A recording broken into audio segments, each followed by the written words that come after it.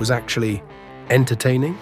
When comedy was about being funny, movies were about telling great stories, and you didn't need a political lecture every time you hit play. Great entertainment still exists, it's just getting harder to find. Even the biggest streaming platforms leave audiences disappointed. That's why there's Studio TST, pure entertainment, real comedy, independent films, bold creators, movies, comedy, music, and more, and the home of fearless sketch comedy. That show tonight, entertainment the way you want it. Funny, creative, unapologetic, and agenda-free. Studio TST, the future of entertainment starts here.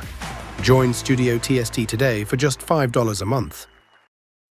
Hello, friends. Do you have a moment so that we may discuss our Lord and Savior Minarchy?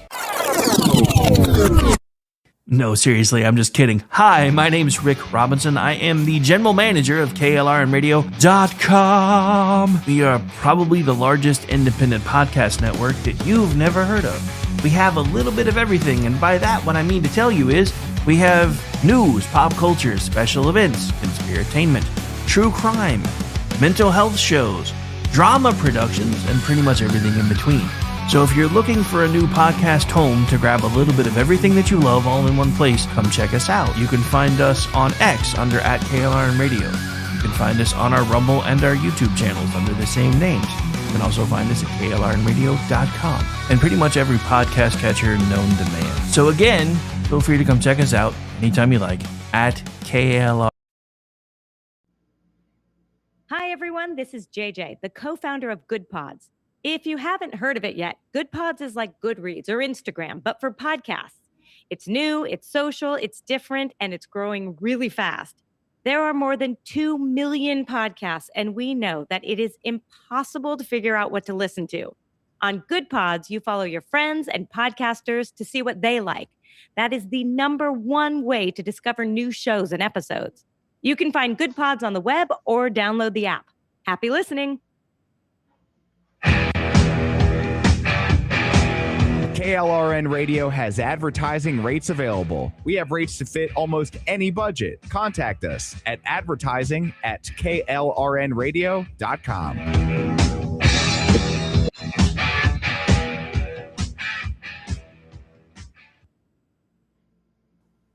The following contains coarse language and adult themes. Listener discretion is advised.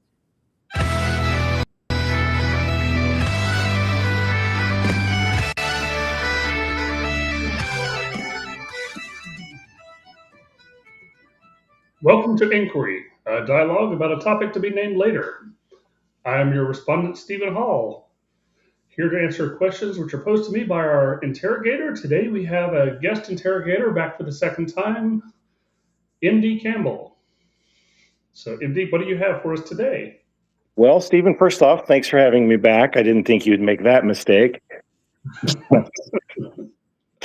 But today, my topic is kind of in the realm of conspiracies, but not your run-of-the-mill political conspiracies, lizard people ruling the world, that sort of thing, but easily falsifiable delusions that have seemed to be all the rage on social media these days and elsewhere. Things like flat Earth or the moon landing, space flight hoax sort of things that with a little simple observation and a tiny fraction of applied math can be shown to be completely ridiculous. It's all the Girl Scouts' fault. They're behind everything.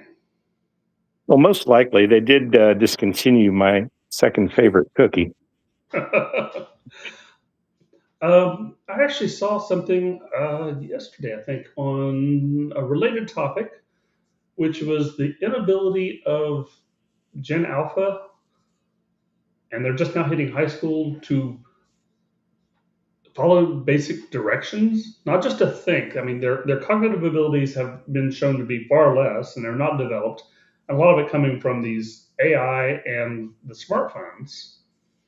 But their actual inability to read, write, do basic logic, do any type of mathematics It's across the board the difficulty in cognating.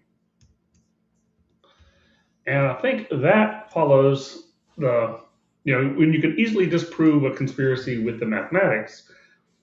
I deal with people who have trouble dividing by one, who know how to measure what a quarter of an hour is. And it's not a disparagement against them. It's just they've gone through school. They've got a high school diploma. Oh, sure. You've got people coming Of into course. college literally can't read, and that's more than about half the class coming out of high school. I think it was like 40%, something like that, in one of those Midwestern districts. And you Yeah, got 40% of the people who can't literally are functionally illiterate. that doesn't surprise me. Sadly, just from my own interactions with folks on a daily basis, and not just online, but real live, living, breathing humans who I'm not quite sure how they make it through the day without stepping into traffic. Well, they're living. I think you have to be reminded to breathe. So, a couple of the things that I was curious about. Flat Earth is a big one. There's been a lot of traffic in that on the social medias recently. The recent Artemis moon mission, of course, brought those people out of the woodwork, as well as the moon landing deniers. The roundness of the Earth was demonstrated over 2,000 years ago by very simple experimentation, and there are a number of other ways. Why do you think that there are people who believe this? And of the people who espouse this flat Earth concept, how many of them do you think really believe it, and how many of them do you think are simply trolling for laughs? Oh, I'd say probably a good 70% of the ones pushing it are trolling. The ones that actually believe it are the ones who they always think that somebody is lying to them, and it's a very easy thing to get a conspiracy theory going because we are the ones who can tell you the truth, what they're not telling you, what they're hiding from you. And since you already suspect that these people are lying to you anyway, then falling into a false belief becomes really easy because you've already got the idea of doubt. And it doesn't help the fact that NASA has a long history of faking photos and doing illustrations for things, which we're like, is this really the picture of Earth, or is this a computer-generated model of what they think Earth would look like? And you're looking at the picture going, yeah, that's not quite right. And they don't match up, and the pictures don't match up. Sometimes it's a different angle. Sometimes it's, we just couldn't get a good photo shoot, so we made that. And they started that back before NASA. They started that in World War II, which really created a lot of the disillusionment. You're familiar with a lot of the newsreels that would have the images and of battles going on, sea battles and airplane battles? Oh, sure. That were filmed in Hollywood studios and like a large tub with models. Yes. Yeah, they were faking battleship battles in Hollywood studios. So the seeds are there to say, well, they just faked this moon landing. They faked this other thing. And there's some often bad quotes from somebody. You can always find somebody who accidentally misspeaks and turn into a huge revelation. Such as the one big one they like is the radiation from the Van Allen belt. And what would stop radiation? And what are your keep us from getting to the moon? And you have scientists going, well, we have this problem of escaping Earth, and he may be having in his head something else. But to the listener, it's we can't ever get to the moon because we can't get past that Van Allen belt. And he's talking about how it can affect certain machines and not others, and how it can really damage people if they're going through it. He's not being as clear as we would like all of our scientists to be, but I've never seen scientists be that clear. And is some of that an issue with people not having a sense of scale? of understanding how large objects are and how long distances are? Yeah, that's a large part of it. They also don't understand some basic mathematics, particularly with the flat earthers. This is one I love. They go, you're going this many degrees, it's going down this far. I'm like, okay, do you not know what cosine and sine are? If you're going 1 degree, that doesn't mean you're dropping down, 1 degree on the horizon.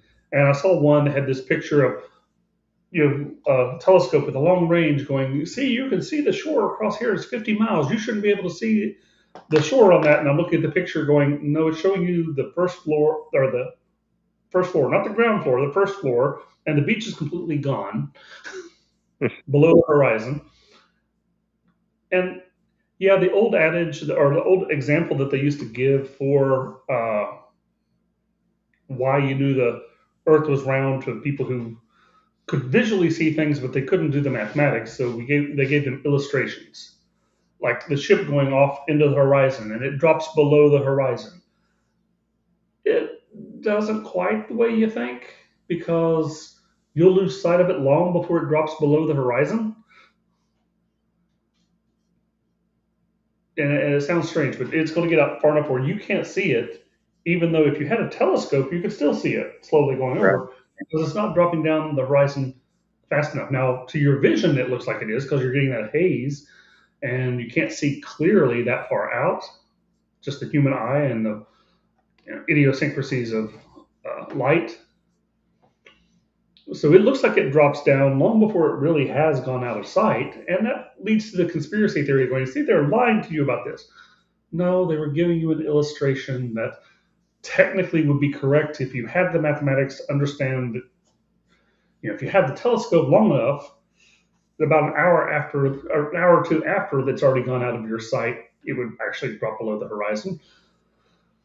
It's a great illustration to explain things to kids who don't have that much knowledge, but because you didn't tell 100% of the truth, it sows seeds of doubt.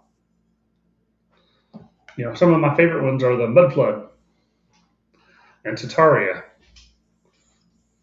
Okay, explain that. Well, that there was a great civilization in what was basically the Russia, or the area before Russia. The Tartars were, of course, the Mongolian Empire, the Golden Horde. Right. They suddenly had technology, and there was a one world civilization that was harnessing the Tesla concept of energy in the air. And in the 17 or 1800s, there was a mud flood that wiped it all out, and all of history is faked. See. And they repopulated the earth. And the founders didn't create cities, they found them already built. See, interesting. So you got a nice little play on words there. It's funny, but it lends to people making something credible. To go, the founders found the city; they didn't build the city. Or finders instead of founders. Yeah, but what's a foundation on a building? If you're founding a city, you're building the foundation for it. And they don't make that association. They go with the one that somebody's telling them they're hiding this from you. And since you already don't trust them anyway, yeah, they're hiding it from you. Now, is that more just a general contrarianism because you're distrustful, or is there an actual mental health issue at work on this? Yeah, I'd say it's a combination of that, both of those, and a combination of the fact that we don't teach all the minutiae of history that does get lost, because some of it does. And I do like some of those shows that go into the technology and how technology used to be different than it is now. Such as there's an iron pillar in India that's over 500 years old and doesn't show a bit of rust. Of course, the science behind it is fairly simple. It was the iron making facilities we had at the time created a lot of slag, and particularly silicates that are mixed with the iron. So it's not the pure iron that they say that it is. And that's what kept it from rusting. And almost as if it was enameled? Yeah. But the fun thing is they were talking about Well, this lost technology we have of an axe. In the Middle Ages, they could make an axe that would last for 500 years. Now we've overturned that, and we can make 2,000 axes that'll last for 10 years and then rust. Or 200 axes in the same amount of effort and time. We can make 200 axes that'll last for about 10 years before they rust down to nothing. See how much better their technology is? I'm thinking, okay, you got 500 years use out of one axe. You built over 2,000 years use out of these other axes. It's a different approach to efficiency, but it's not necessarily a degradation. Now, of course, when you combine the science and you can create those slag components and add them back into a proper alloy, eventually you'll be able to do that with a mass production and go, okay, we can make 2,000 or 200 axes that will last for 500 years. So once you combine the old technology and the new technology, you leap ahead. So look, we have stainless steel. Yeah. But yeah, I think a lot of that old technology has gotten lost because the craftsmen weren't doing it because it wasn't efficient in terms of human labor. The craftsman makes some stuff that lasts a really long time and does really well. And it takes a lot of time and effort to do. Whereas you can make a lot more cheaper and easier and get more usage out of it than you would that one item. So it's not that our society degraded, it's that society has a different set of values.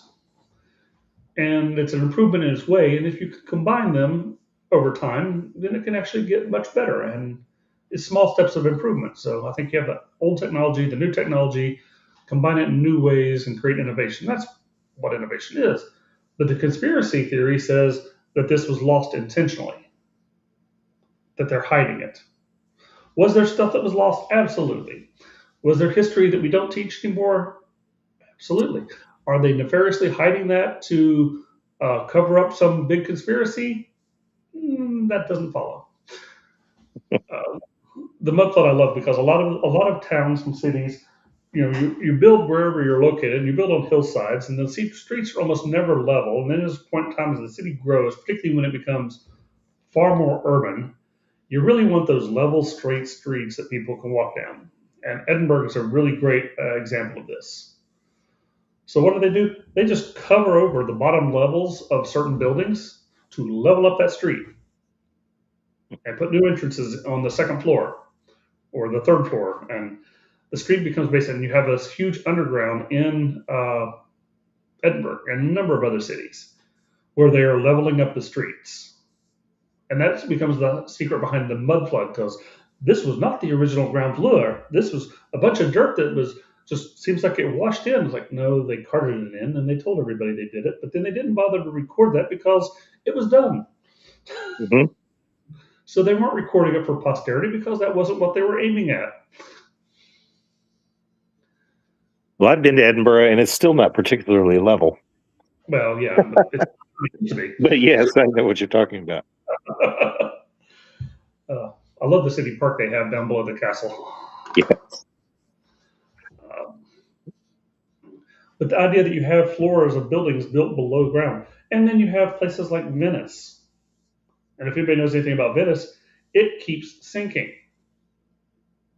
I was there last summer. There's a church that we went to that had a glass-covered grate in the floor that you can look down and see the water. But they will sink, and as they sink, they just go, okay, let's just build another layer on top of it. Sure. And it sinks down another floor. So who knows how many floor levels they have, but they're just building out a stone on top of stone. Was that their original design? No. Is that some great conspiracy that a swamp is going to have things sink in them? Not really. When you get to the conspiracies, like you're talking about the flat Earth and thing, well, they cordoned off and said nobody is going to own the Antarctic. Now, this is an international treaty. Mostly they say we're going to devote this to science. Okay, we're not going to fight wars in the middle of glaciers. It's stupid, and there's nothing there worth dying over.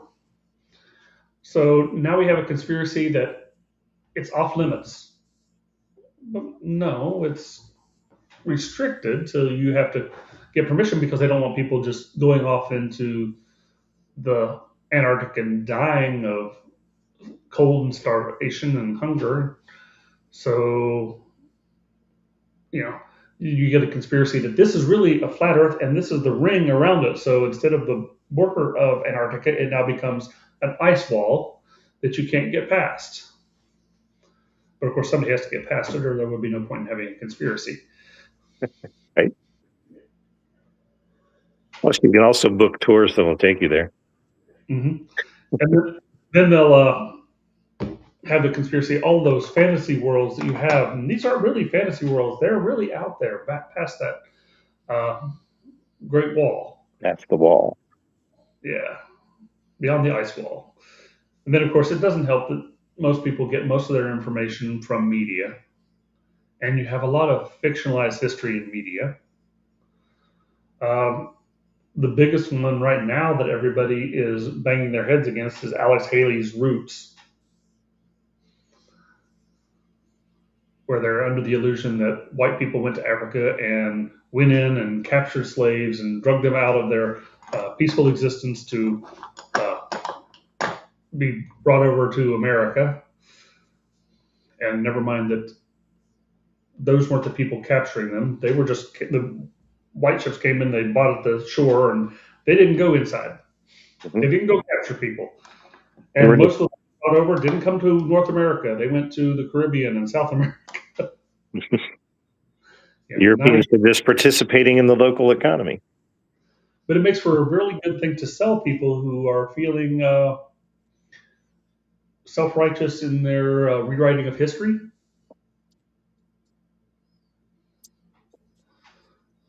And very conveniently ignoring the Arab component in that also. Yeah. Aggie's got the best conspiracy disproof right there. If the world was flat, cats would have pushed everything off already. That's right. I like the one where they go, water settles to a level. This curve is not a level. I'm like, okay, gravity just eludes you, doesn't it? Well, there's perhaps the third component of these things is, you touched on it earlier, the sorry state of basic mathematical and science education, not just in this country. No, Aggie, I did not say you were wrong.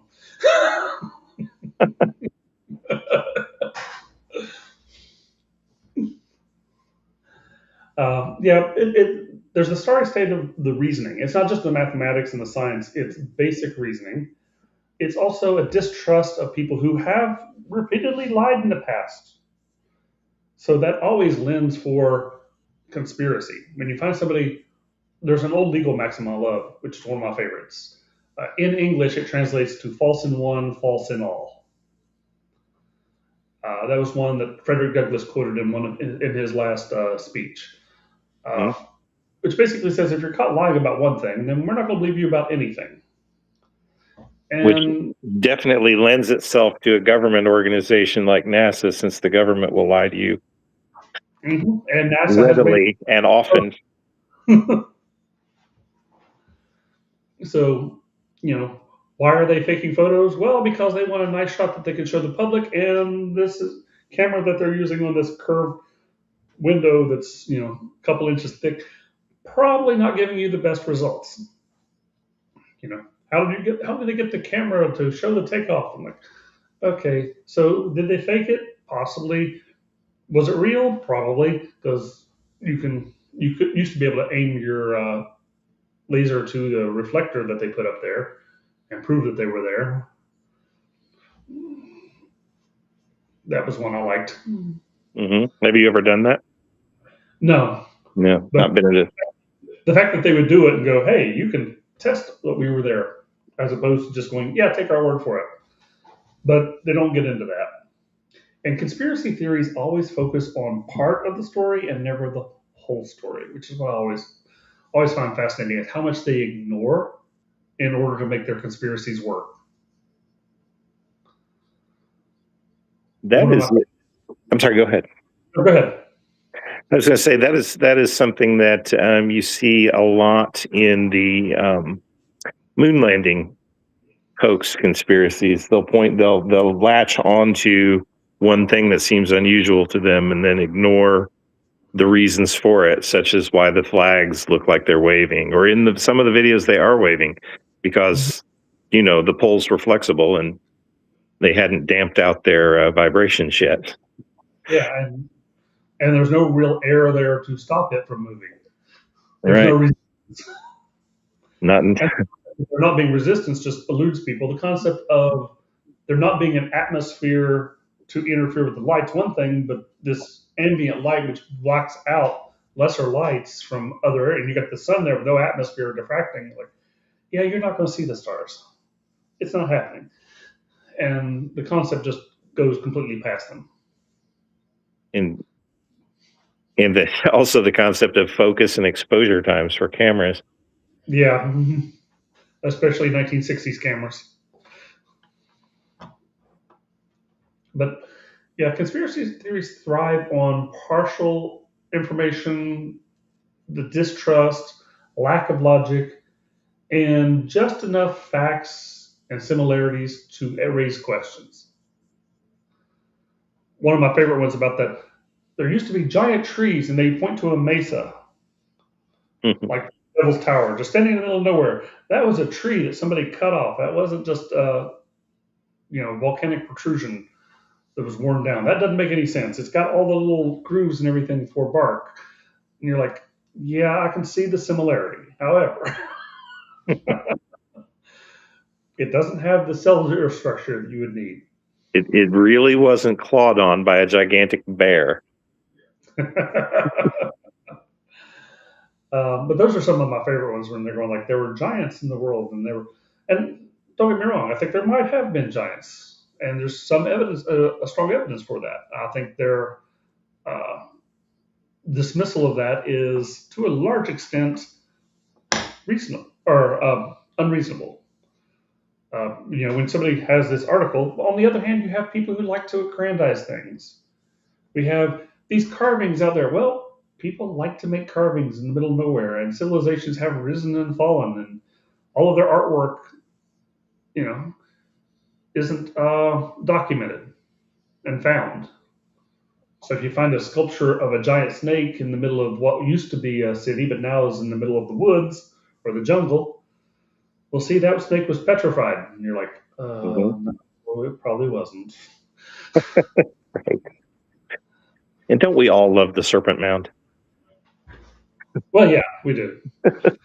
We have local mounds here in West Virginia, so I don't get over the Serpent Mound much, but I do like it. We have a few here in Indiana. Most of them, like most of the mounds, have been knocked down and plowed over. But there's a state park not far from Indy called Mounds State Park, oddly enough, that preserves a few. Yeah, we have towns in West Virginia named Moundsville. Mm-hmm.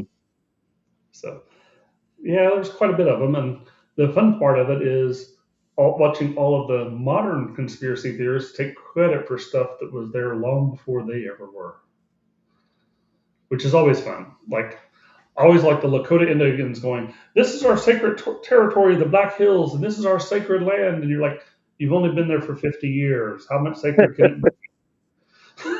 Hey. You kicked out the tribe that was there 50 years before we got it. This is the holy Walmart. We've had it for 150. It's 3 times more sacred to us.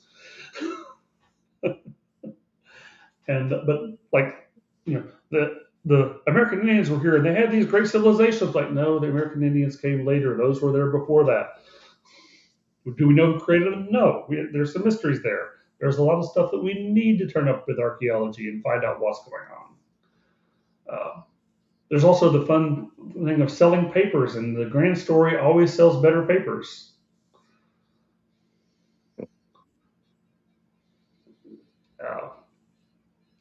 Aggie's dropping some Shelley on us in the chat.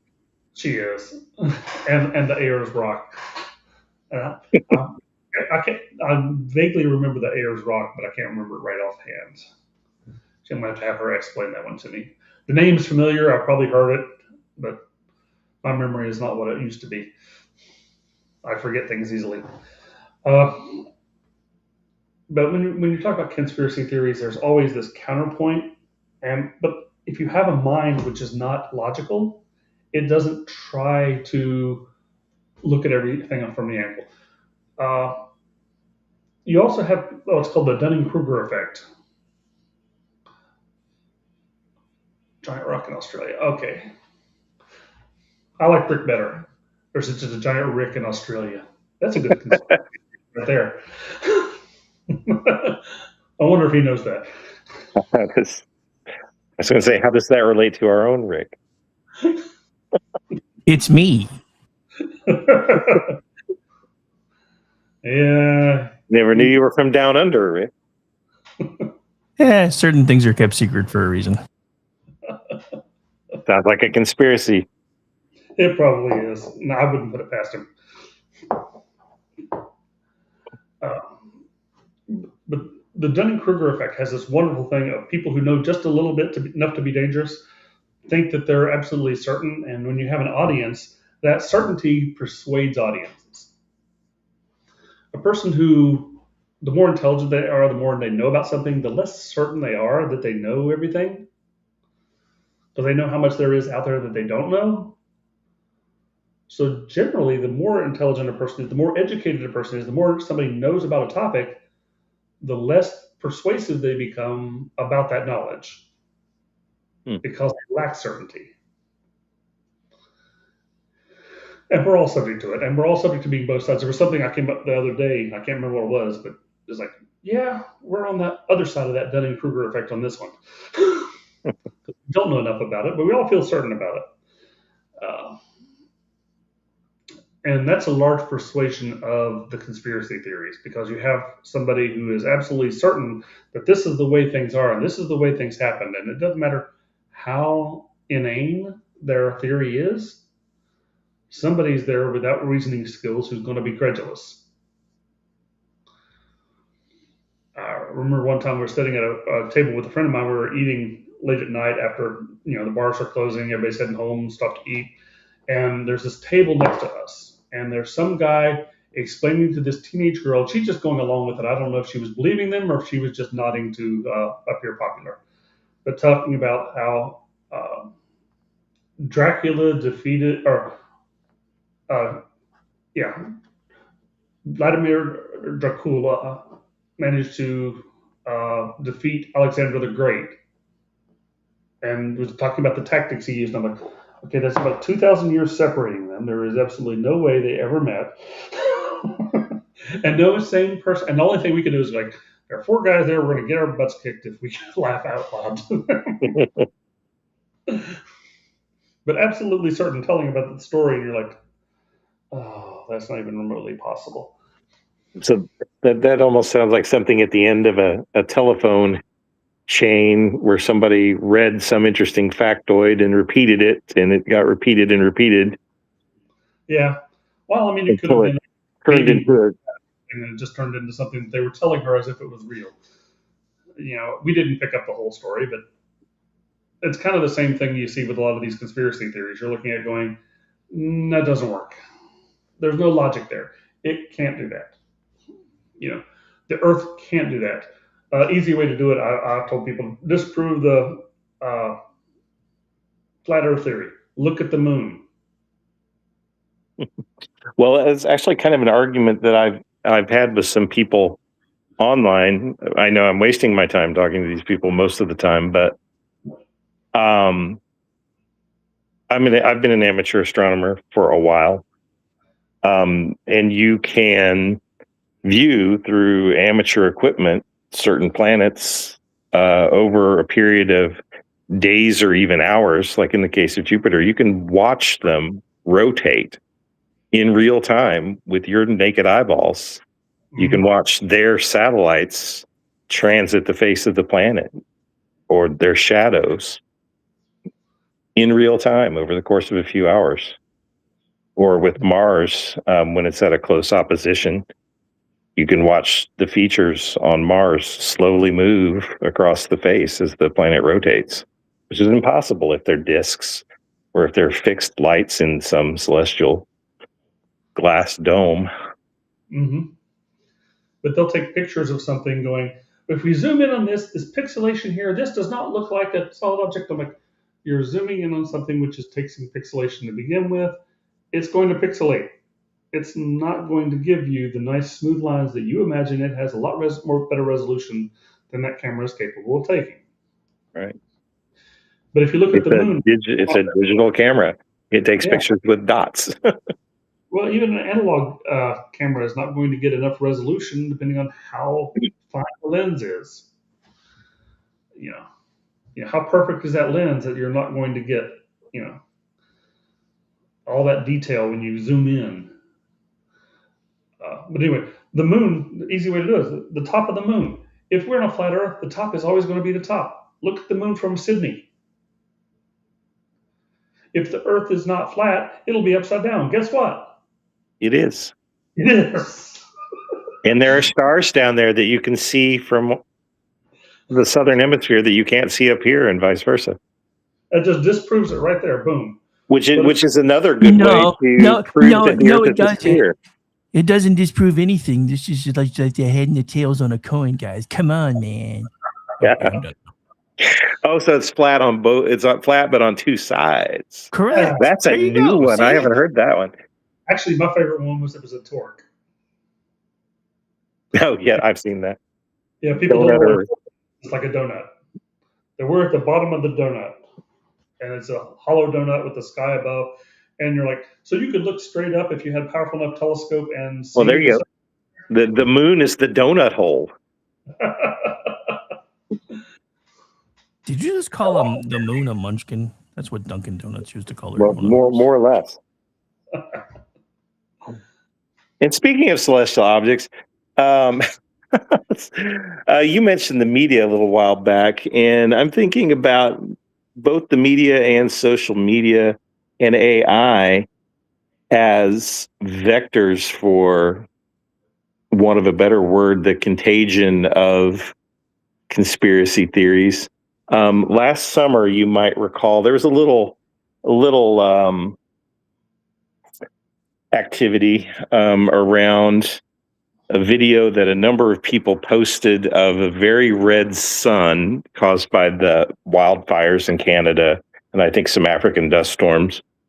And to name somebody by name, Dom Luker on Twitter, for instance, on X, has over 1.5 million followers, and he posted the video and people talking about this quote, and this is a quote from his original tweet: "Massive red celestial object," and wondering whether it was Nibiru or if Mars was going to crash into Earth, and things like that. And of course, those of us who have some astronomical knowledge were doing our darndest to explain to people how things work, and that this massive red celestial object is indeed a massive celestial object. It's the sun, and we see it every day. But even Grok got into the argument when people were asking it what the object was, and it was telling them that it was Mars. And Rick, if you can put that picture up that I sent you, I took a photo of the red sun from the town just east of where I live, from a parking lot, and asked Grok what it was. Told Grok that it was the sun, and I fought with Grok for 48 hours before it finally admitted that it was the sun and not Mars. It even tried to tell me that the time that I took the photograph was after dark, although it was clearly daylight.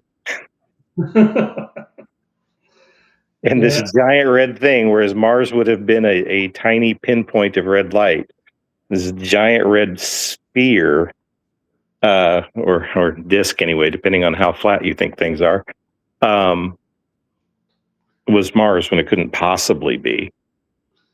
And I finally did get an admission from it that was in fact the sun, and that it was wrong about the timing and whatnot. But it took me 2 days of arguing, and it never would admit that the original video wasn't Mars. Yeah. AI is real bad about one, being obstinate, and two, getting everything wrong. It's also real bad about being able to create videos that other people will be absolutely certain is real, because the graphics are very intense, but the logic is completely missing. I have to do convict themselves every so often, and it's like, okay, yeah. You'll do a mea culpa when you get it to go, no, this isn't the case. It's doing one right now on, wasn't the party switch, what was it? One of the popular things that gets out there, that Nazis are fascists, not socialists. The Nazis aren't socialists. Rock doing that, and like, really? Right? The National Socialist German Workers' Party. Yeah, they said it was in the time. They were fascist. They were authoritarian, like every socialist is. That doesn't really say they're not socialists. I actually read Mein Kampf. I know they're socialists. When he says we're trying to get socialism for the German people, it was a racially based socialism instead of a class based socialism. But many people considered it closer to Marx than the communists. But they've gotten Grok to say that. So since an AI says it, it's authoritative. Mm-hmm. It's like taking your lessons from Wikipedia or children. This does. Raptor's right. It's AI is the new Wikipedia. It's whatever somebody programs it to think. It gives it the right. Because if you get the right prompt, you can get it to say almost anything, and then you just take the part where it responded and go, here. This is what Grok thinks. Grok's not thinking. Grok's aggregating and responding. And then people will read that. They will take that as an authoritative stance and then spread the misinformation, as much as I hate that term. Well, these are people that will use AI to do their term papers. So why wouldn't they believe everything the AI said? They don't have the critical skills to think otherwise. They certainly don't have the moral or intellectual authority to go, nope, you're wrong. And the intellectual ability to go, you are completely wrong. I don't care if everybody else agrees with you, this does not work. Requires the basic foundation in logic. And anybody who studied a real science knows this concept. If you studied astronomy, you know that you could look at something going, wait a second, this doesn't match with what they're saying. Mm-hmm. And then you can go, nope, you're wrong. You can be Copernicus, you can be Galileo going, nope, this doesn't work. And stand up against everybody. But if you've got people convinced that consensus is everything, one of the worst philosophers in history was Immanuel Kant, believing that reality was subjective.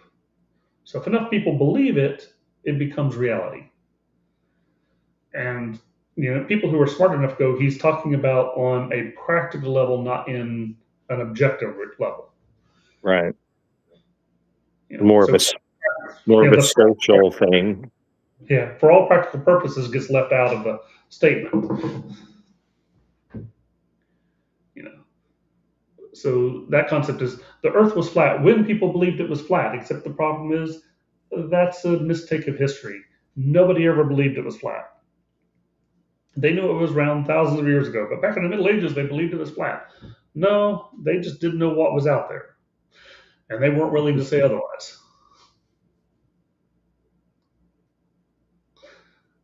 And that's a large part of the conspiracy is you get people say stupid things and people take it, particularly if it's in a text. If it's an authoritative text and it says something stupid, people will latch onto that as if it was absolutely not only true, but what everybody believed at the time. And that feeds a conspiracy theory. See, back then... Everybody knows. Yeah, back then they knew this. Like, yeah, that's wrong. And everybody didn't agree with that guy. He just said something stupid. He had a bad tweet in his book. And suddenly that becomes an authoritative representation of all learning at the time. Then you got propaganda. Things are spun. My favorite one is the Inquisition, when the English had the printing press, and they used the printing press to go, see how torturous the Inquisition was? Yeah, they really didn't do that. They did a little, but not all that. So that creates a myth in and of itself, and myths grow. And it's always fun to have a little bit of truth and a lot of conjecture. It's kind of like people saying that no one would fund Columbus's expedition because they thought the world was flat and he was going to sail up the edge, when really they just knew that his math was bad. Mm-hmm. And he was telling them the world was much smaller than it was, and they thought he was going to sail off into the ocean and starve to death if he hadn't accidentally run into North America. Well, he would have. He actually had some evidence beyond what they were thinking. But yeah, they're what was it, 6,000 miles versus 12,000 miles to the coast? The circumference. But I saw someone opine, since he was a merchant sailor, that he was aware of and had possibly traveled to Iceland and learned from folks who had been to Iceland about the Greenland colony, which had only recently been abandoned. Mm-hmm. And that informed his opinion that Asia was much closer. There were also stories about things washing up on the shores of Portugal, and like if the land was 9,000 miles out there, that would have never got there. So he knew something was out there. There's also the lovely conspiracy theory I like, which is that he was associated with the Knights Templar. The Knights Templar already knew that land was there. If you go back to the Kensington Stone, that the Knights Templar had, after the Knights Templar had dissolved. Mm-hmm. And they became quite the nexus of conspiracy theory. But the idea was that they had explored the New World and not told anybody. But because he was associated with them, he knew about it, and therefore he knew there was a continent out there. Of course, he also was looking for Eden, which is kind of funny, because it doesn't really match with the descriptions. But he thought the South American, those island things, they were looking for the Garden of Eden, the lost paradise. And part of that's they take the text of the Bible as absolute literary history, and you get the flat earthers who do that. It's going, it talks about the four corners of the earth. How do you have four corners if you're a round sphere? Okay, metaphor's lost on you.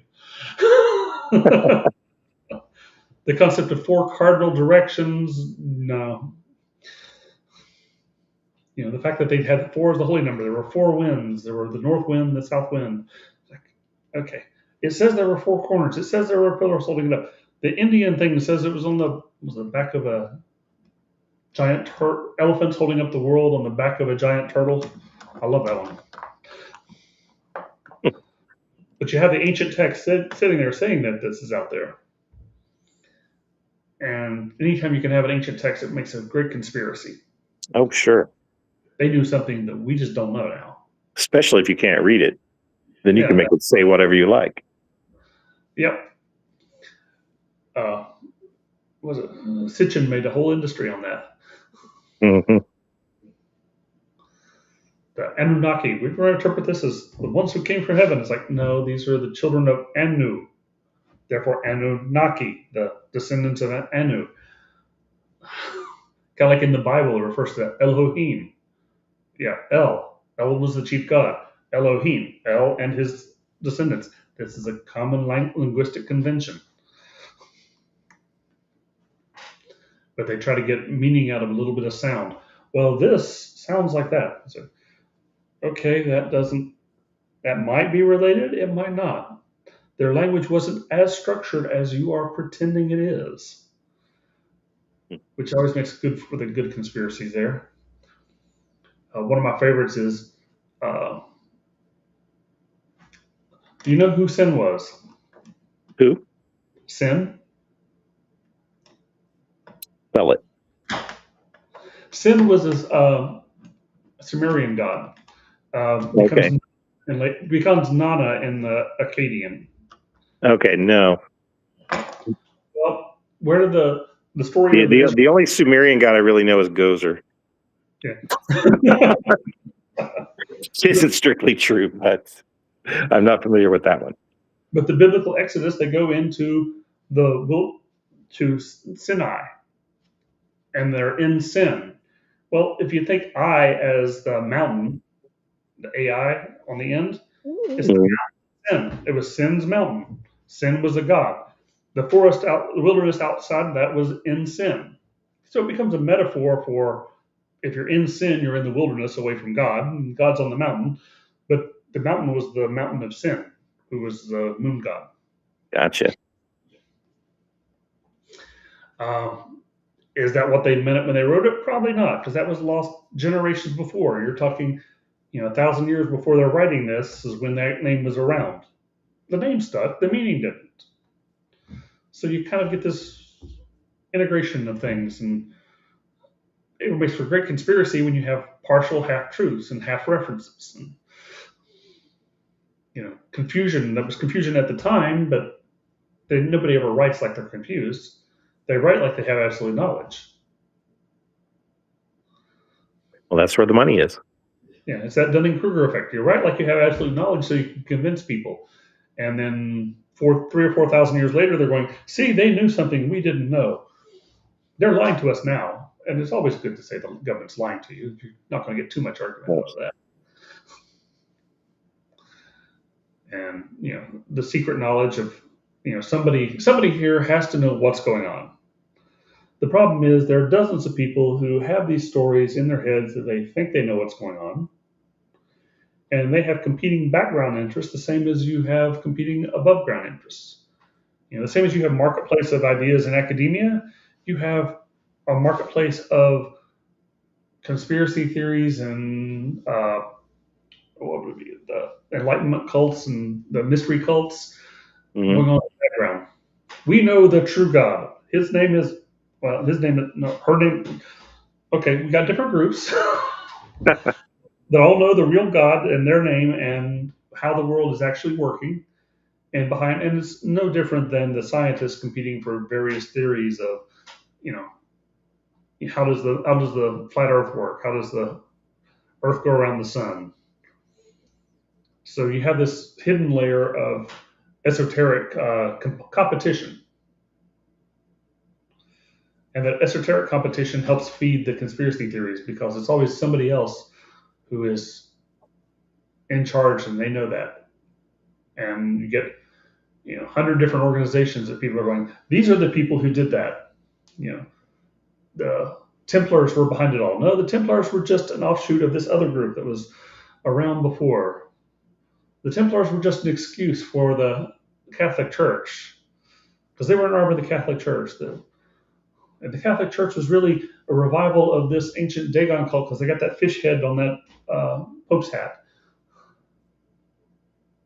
That's one of my favorite ones. Mm-hmm. The Pope's fish hat was really an ancient Sumerian religion. Of course. That Dagon was Canaanite. Well, that's the interesting thing. I always love that one. It was who were the Canaanites and how many people who claim to have Jewish ancestry really just have Canaanite ancestry because it's the same people. They're genetically linked, but after 2,500 years or 2,700 years, how do you prove whether your ancestors were Jewish or they were Israeli or Canaanite or Phoenician or probably not Philistine? Were actually closer to Greek, but anyway. There was a whole lot of mixing through that area too. Yeah, but when they settled in, the Phoenicians settled in Tunisia and over in Spain, and then later you had Jews in Spain. So if your ancestors show that they were from the Levant, did they come over when the Phoenicians settled, or when the Carthaginians settled, or did they come over later? And you don't know. Right. Your history doesn't go back that far. And, when the world started becoming monotheistic and you were worshiping a Sumerian god, it would be real easy to go, well, these people are worshiping this other Sumerian god. We'll just agree with them. We'll switch from worshiping Moloch to worshiping Yahweh. So they become Jewish. It's an easy conversion because it's a very similar religion. It's easier to convert to something close to what you already believe than it is to convert to something completely away from it. And conspiracy theories are kind of the same thing. It's easy to believe something that's close to what you're already being told. You don't have to change your worldview. You don't have to admit that you're wrong. Is that something that feeds into this? Is it ego? Is it embarrassment at being shown something that you've espoused is obviously not correct? So you double down on it?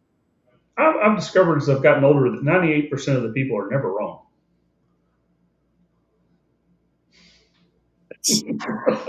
They were wrong. There's about 2% of the people who go, I was wrong about that.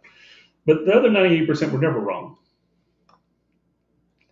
Whatever it was. No, I didn't really believe that. Mm-hmm. But, that's an interesting thing to think that 98%, probably maybe 95 to 98% of the people are never wrong. Which is why it is so hard, and it's getting worse. It's so hard to convince people of the truth because they can't be wrong. The party switch keeps coming up over and over again in Twitter right now, and it's always, but they do this. It's like, does it make sense? No. But are they wrong? No. They were told this, they said this, and they're sticking to it. And they're just looking for evidence to back up what they already know was correct. Now I want to know what Aggie's last comment was. Yeah, that's kind of...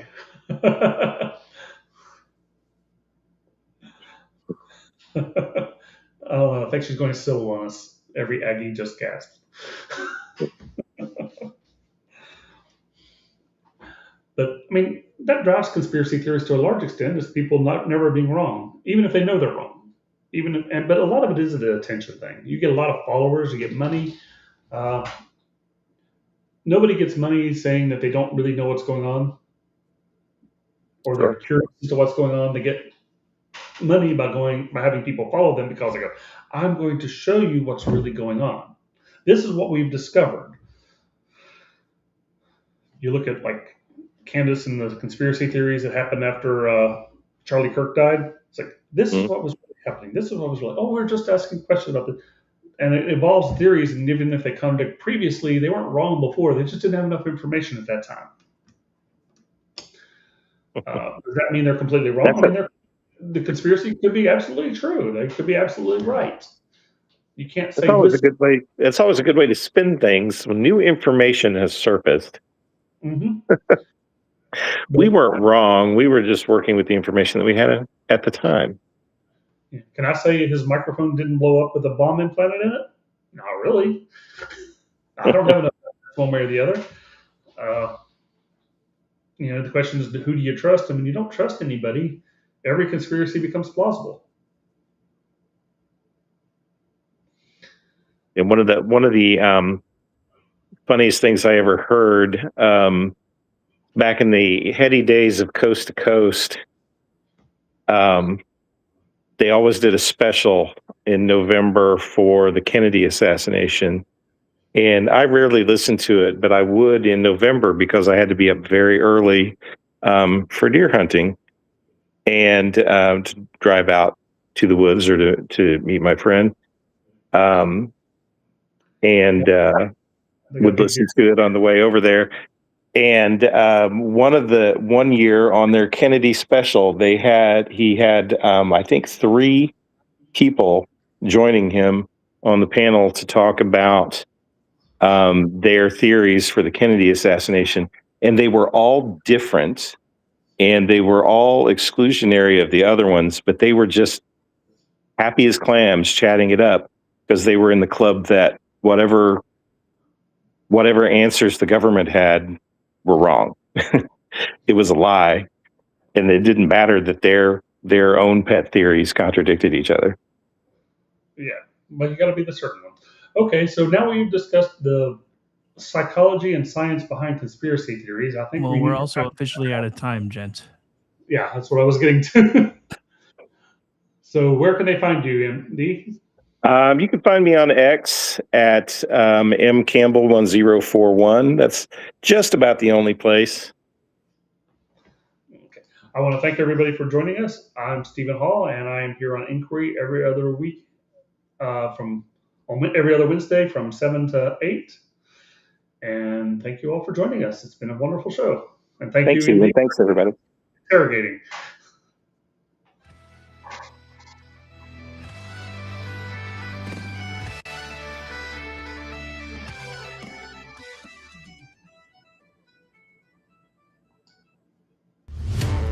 Remember when entertainment was actually entertaining?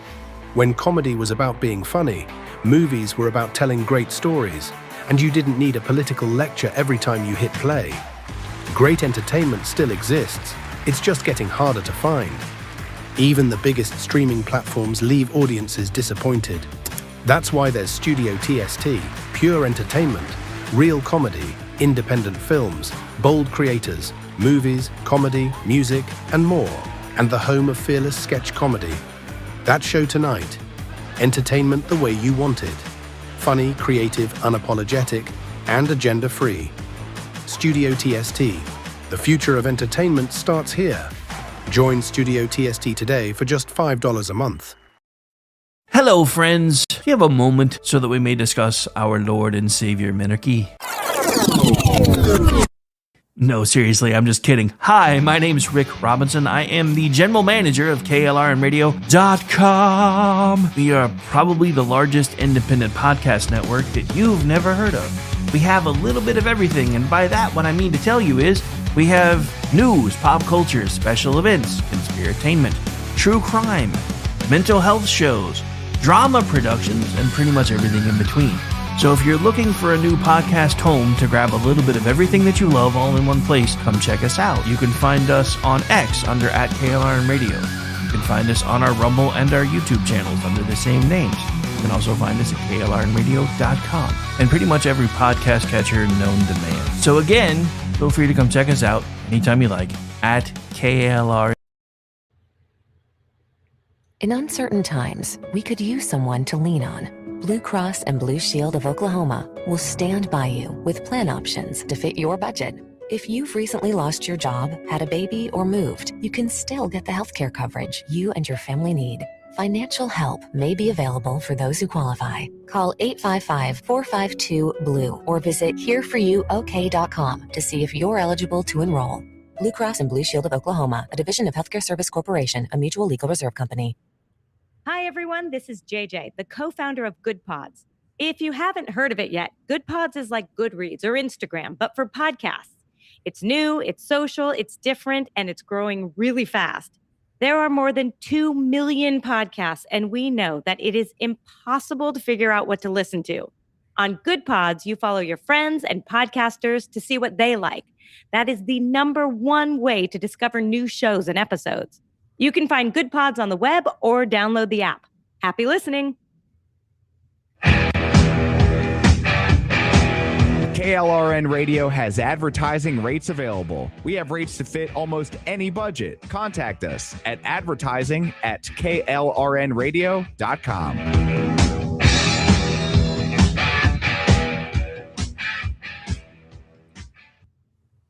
The following program contains coarse language and adult themes. Listener discretion is advised. It's time now for the Conservative Curmudgeon Radio Show. Now, here's Grouchy.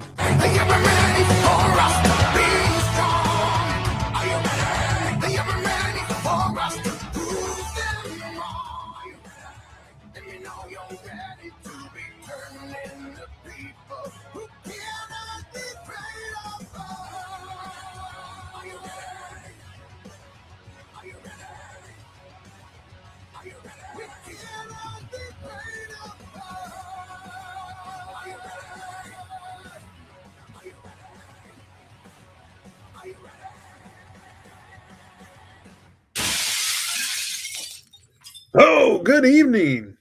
Welcome in. Hope you're holed over from Inquiry with Stephen L. Hall and tonight's guest inquisitor, MD Campbell. Campbell, great job. Good to hear you on the air again. Stephen, great job as always. Good to be back with you. I don't know if Rick's there or not, but No, Mr. Rick, no here. no Mr. Rick, no here. Well, Rick, big thanks to you. Last week was rough and unexpected. A little scary for a while, but after about 6 hours and toes and feet being starting to wiggle, he's doing a whole lot better. He's up and he's walking. He can drive.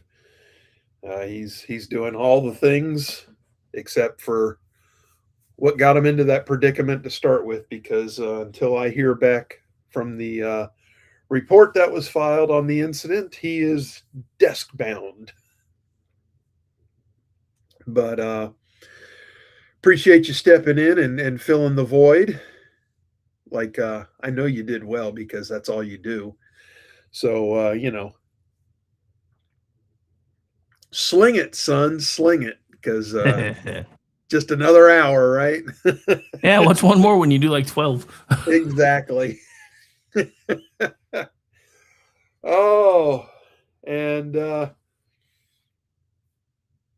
here we go tonight. I am at least semi prepared. I don't have a full show, but I am semi prepared. So there's that. I mean, semi prepared for you is like 12 pages of notes instead of 40. So yeah, I'm not saying anything. Because some of this is a lot of run-on stuff. So, I don't. I can't just say I have X number of pages of notes and know that that's going to be an hour's worth, because I don't know that. And some of it, like I said, is just run-on stuff that I would forego even speaking on anyway. But here nor there, I'm going to lean on you a little bit again, and and you can either mute me and turn me off, or you can exactly. I'll be over here crying in my monster. Cry in your monster.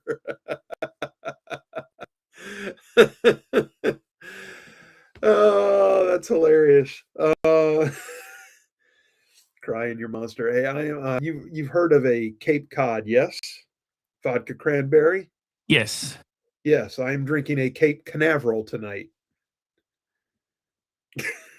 Okay, so that's what? Vodka, orange cranberry, Gatorade and with rocket fuel? vodka. Wait, what?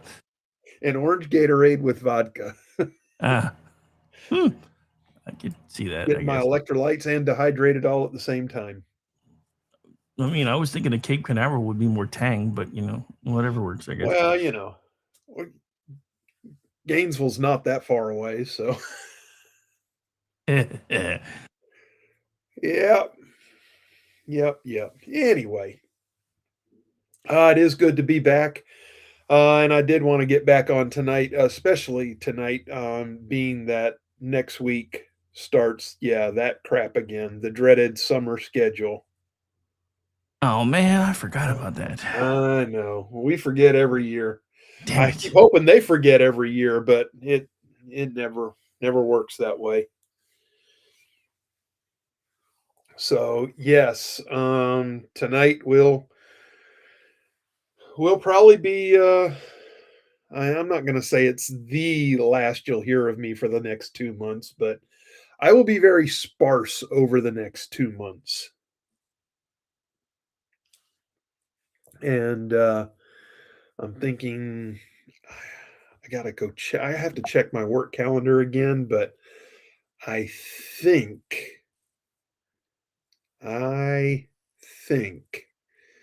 Yeah, it should end on July 31st. Should be back to normal August 1st. I know it sounds like a long way away, but I mean, hell, we're practically in June now, so it's really just June and July. It's just 8 weeks worth of shows. No big deal. I mean, we can we can get somebody to bump and fill that. I mean, we got plenty of show holes out there. Eh. Well, I normally have to cut Steven off to make room for you anyway. So most the weeks he's on, I'll probably just let him go a little longer. I'm sure he could probably do it. I mean, we could do that. We could get like a short-term contract run. Maybe Vincent Charles would be interested in filling the spot for a few weeks. I mean, we could see. I mean, I'm just saying, there's I mean, options. he'll probably have to fill in for you on Toxic anyway, because reasons. I mean, that's a very real thing. Yeah.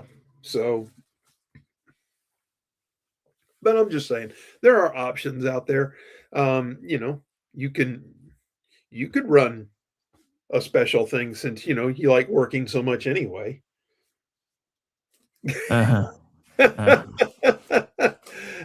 Rick's like, yeah, fuck you very much. Yeah, I'm gonna start quoting the Democrat account here in a minute. Fuck you, you ugly bastard. Yeah. Yeah. Yeah. That was an angry little intern, wasn't it? Apparently she's not. I mean, I don't even think she counts as an intern. Apparently she's like 30 years old and full on part of the DNC and like angry cat lady vibes. I don't know, man. Okay, I get it. Yeah. It's like somebody, one of my golf group, we call ourselves the usual suspects. One of the usual suspects sent me a golf video off of TikTok, and it showed a guy just duck hooking one hard left, and it says, "You ever hit one so far left that it grew blue hair and started protesting?" Okay, that's pretty good. Yeah, I thought so too. Yeah. Jeez. Yeah, and the answer is yes. Yes, I have.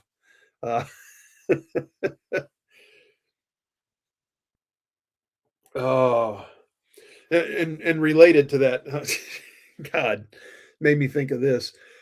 So one of the other usual suspects gave me a driver to try several years back, and he just told me to try this. So I tried it, and lo and behold, everything was going left. And my natural swing tends to fade the ball back to the right. It starts a little left and then it comes back to the right. And everything was just going left and left and left. And I could not figure it out for anything. Every now and then one would straighten out and just, do what it was supposed to do. And finally, we were talking about it one day about, I don't know, probably a year and a half after he gave me the driver. And I was just like, every damn time I hit it, it goes left.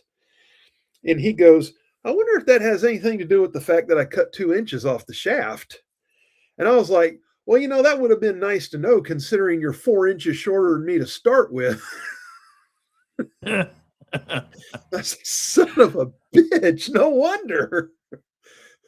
I'm compensating for the short shaft on the club that I didn't even know existed by bending over more, and that's causing my body to turn more and more to the left. And lo and behold, that's where my ball was going.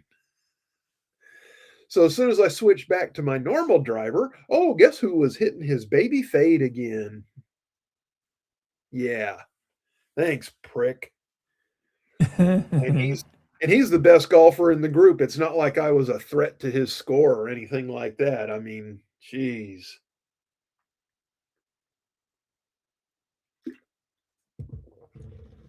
Hung me out to dry for a year and a half, wondering what the hell was wrong with my swing. And it was his club. I guess maybe on some level he thought you would be a threat without that year and a half of you sucking. Well, the only thing that I'm a threat on is being the long ball in the group, because even at my semi-advanced age, I still poke it a pretty good ways. When you consider that I'm well, let's see, this is May. We'll just say that starting June 1st, I am June, July, August, September. I am 16 months away from technically being allowed to move to the forward tee box without penalty. And I can still hit a ball 300 yards. I don't hit it 300 every time, but I can. So, yeah, they'll have fun the day I move up like that. I'm not going to say anything to them. I'm just going to take my stuff and go up to the front box and hit and listen to them bitch and complain. There's no way you should be hitting from there. I'm old enough, bitch. Shut up. I'm old man. Oh, yeah. The good days. The good days. Anyway. Yeah. Retirement. Yeah. Yeah. Moving towards retirement. Yeah, I know. I know. I'm not saying anything because I've said it a lot. No, I know. I just, you can say what you want to. I'm doing what I got to do to take care of me and mine. So, whoring for the money for the last few But years. you were supposed to be helping me take over the world by now, damn it. Whoring for the money for my last few years. And, yeah. Not taking over the world. I'm writing OSHA reports. More fun to try to take over the world, just saying. I don't know. OSHA sucks, man. You talk about you seen the people in the movies, who they pay to play the character that has like no personality, no sense of humor, no nothing. They're just there. Oh yeah, it's always usually spot on. Yeah, I mean that's like the entirety of OSHA. None of those people have a fucking sense of humor, can take a joke, can give a joke, or know how to even infer a joke. It's just everything is really write it down, write it down, write it down. I made a joke to an OSHA guy once that he didn't have a sense of humor. He said if they wanted me to have one, they'd have issued it with my clipboard. Well, there you go. That sounds about right. They are just, ugh. So, and I got this guy sitting on a desk, because I don't want to risk him going back on site yet until I hear from OSHA, whether they're actually going to investigate. That's what the report is for. And I'm like, okay, so if you're not going to investigate, what happens then? He said, well, the report can sometimes suffice, and if there are enough witnesses and blah blah blah blah blah, that we'll just make for that finding, and then we'll deal with whatever we have to deal with at that point. Oh, okay. So when will I know? Well, we'll let you know. Okay. So in the meantime, I got this guy on a desk this week, and it's what, today's Wednesday, and he's just like, I'm going out of my fucking mind. He said, this is horrible. How do you do this? And I looked at him and I said, I do this for you because I would rather be out there with you, but I'm in here protecting you and everybody else. And he kind of hung his head down a little bit and turned back around and got busy again. I just, it was either I do it or they hire some asshole bean counter worm type person like heads all the other divisions to do it. And he was like, okay, I get it.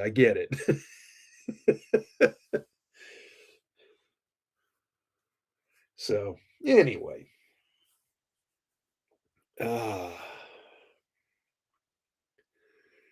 I had physical therapy today for the neck. So everything's always a little stiff after PT. And then usually tomorrow it feels good again, but it'll probably be a rough night of sleep. And then a good day tomorrow. I'll take it. It's fine. It they're still amazed that I don't have pain and stiffness and all the other things that should go with what my x-ray looks like. And Did you tell him our theory about that the ghost of Chuck Norris is holding up your neck? oh I did not tell him that. I didn't remember that, but I will definitely keep that one on my head now. The ghost of Chuck Norris is holding up my neck. Yeah. Well, that's possible. You know, I don't know. I don't know. I don't understand how it looks like it looks. And I mean, like I said, he put me like in a Kempo arm bar triangle head squeeze type motion. And he was like, that should have just brought you to tears and had you like screaming in pain. And I was like, no, no pain. He's like, he said something else that was kind of weird too, because, I am Gen X. I am a little on the higher side of Gen X age wise. I'm solidly Gen X. But it just, he said, I think your shoulders may be like hypermobile. And I was like, really? I was like, because my legs are like the complete opposite. They don't want to move at all. And he goes, well, no, I imagine not with your medical history. And I was like, well, yeah, I mean, I've never had shoulder problems.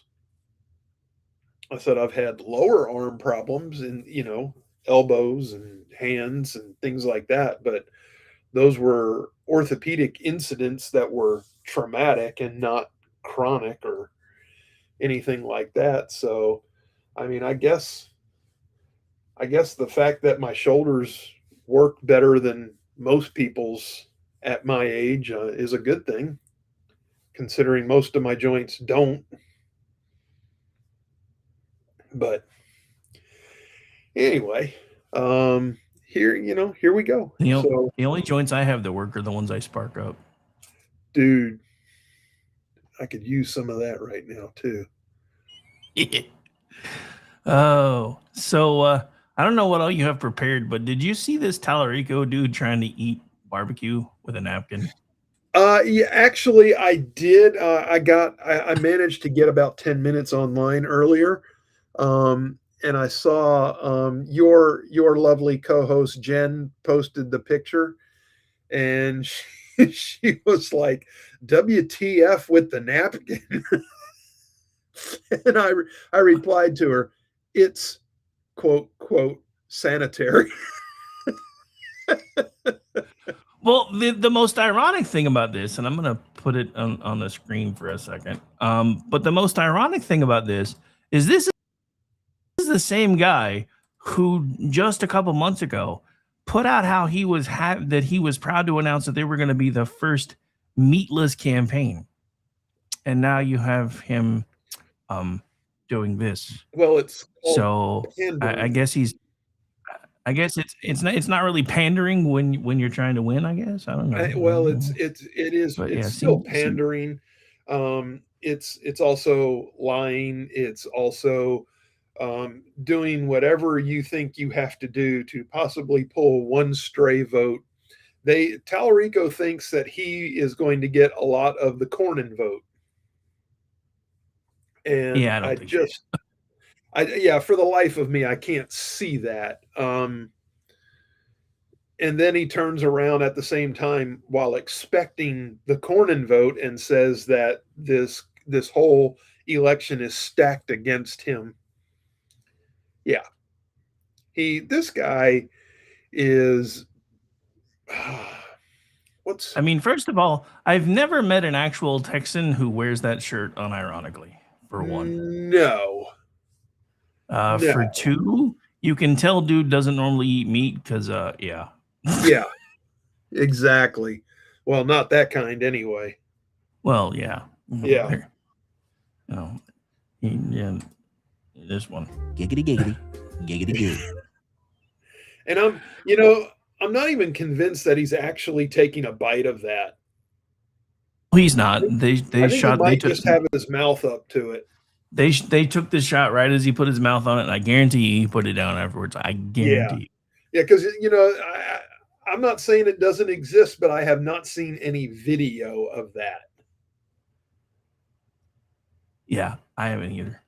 Yeah, but I just thought it was interesting because his big thing a couple months ago was we're going to be the first ever meatless campaign, and then as soon as he wins the primary, he's like, have "Guess some what, ribs guys, with I like y'all." barbecue. Yeah, I'm a Texan just like y'all." Anyway. I eat meat. Oh, I bet he does. Like I said. Yeah. Sure he loves the glizzies. He loves the glizzies.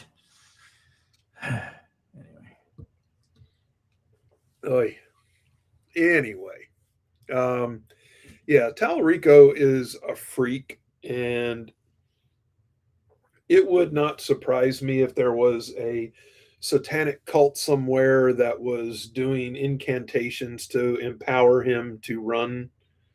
Oh, it wouldn't surprise me, What's that?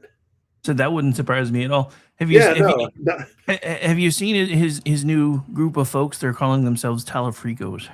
Oh my God.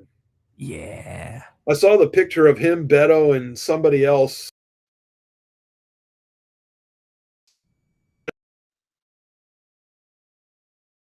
I wondered when your hamster was going to fall off the wheel. It's been a minute. There we go. Now you're back. Did he drop? Now you're back.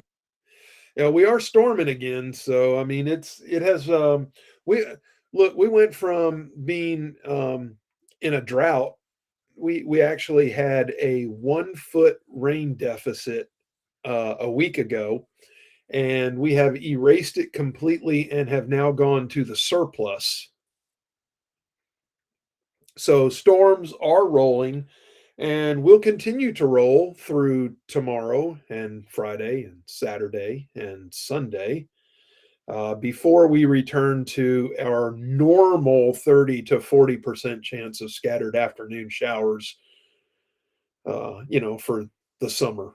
That's pretty much a summer day here. We get up to about 92, 93,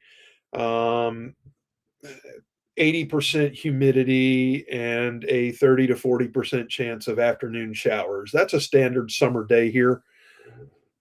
You can get different patterns that roll in where you go wet or dry. A dry pattern in the summer here will be upper 90s to low hundreds with still fairly humid air. The humidity might drop a little bit because of the heat absorbing the moisture, but you're still looking at a good 70% humidity in those temperatures.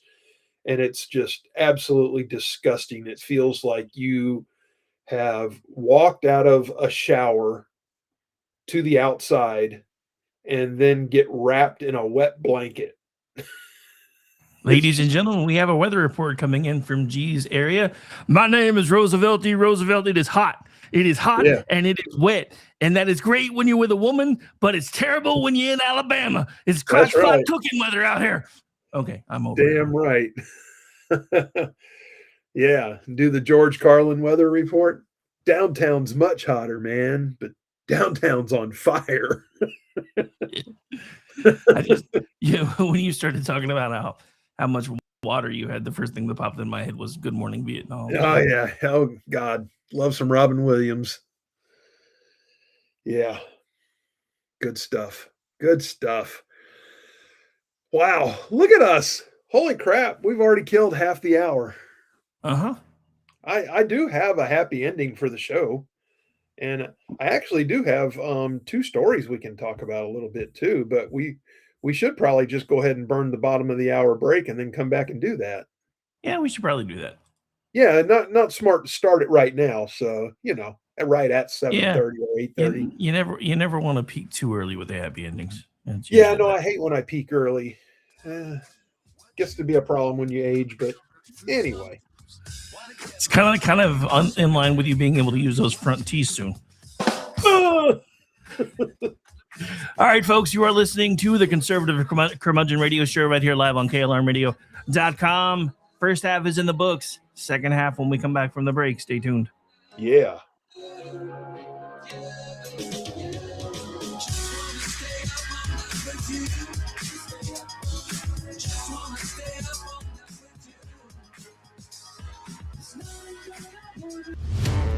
Remember when entertainment was actually entertaining? When comedy was about being funny, movies were about telling great stories, and you didn't need a political lecture every time you hit play. Great entertainment still exists, it's just getting harder to find.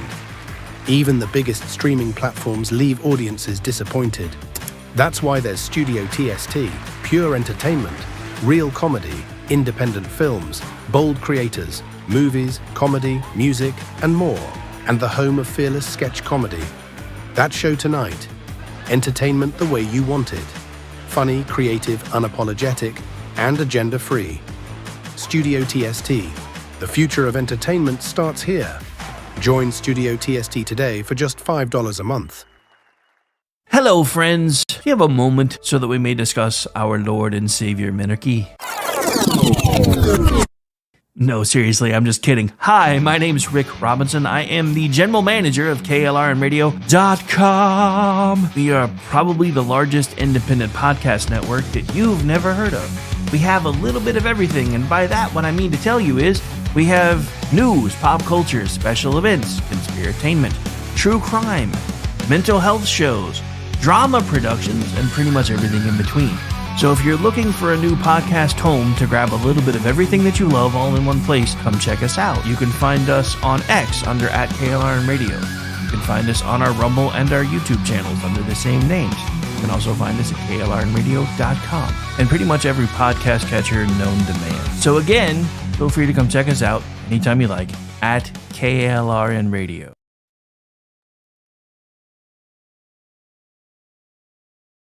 In uncertain times, we could use someone to lean on.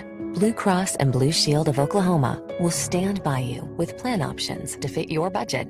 If you've recently lost your job, had a baby, or moved, you can still get the healthcare coverage you and your family need. Financial help may be available for those who qualify. Call 855-452-BLUE or visit hereforyouok.com to see if you're eligible to enroll. Blue Cross and Blue Shield of Oklahoma, a division of Healthcare Service Corporation, a mutual legal reserve company. Hi, everyone. This is JJ, the co-founder of Good Pods. If you haven't heard of it yet, Good Pods is like Goodreads or Instagram, but for podcasts. It's new, it's social, it's different, and it's growing really fast. There are more than 2 million podcasts, and we know that it is impossible to figure out what to listen to. On Good Pods, you follow your friends and podcasters to see what they like. That is the #1 way to discover new shows and episodes. You can find Good Pods on the web or download the app. Happy listening. KLRN Radio has advertising rates available. We have rates to fit almost any budget. Contact us at advertising@klrnradio.com.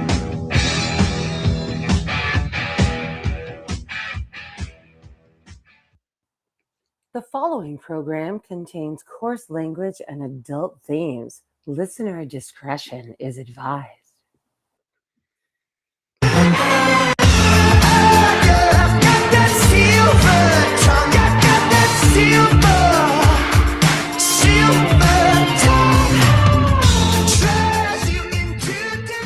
All right, welcome back. And before we get rolling,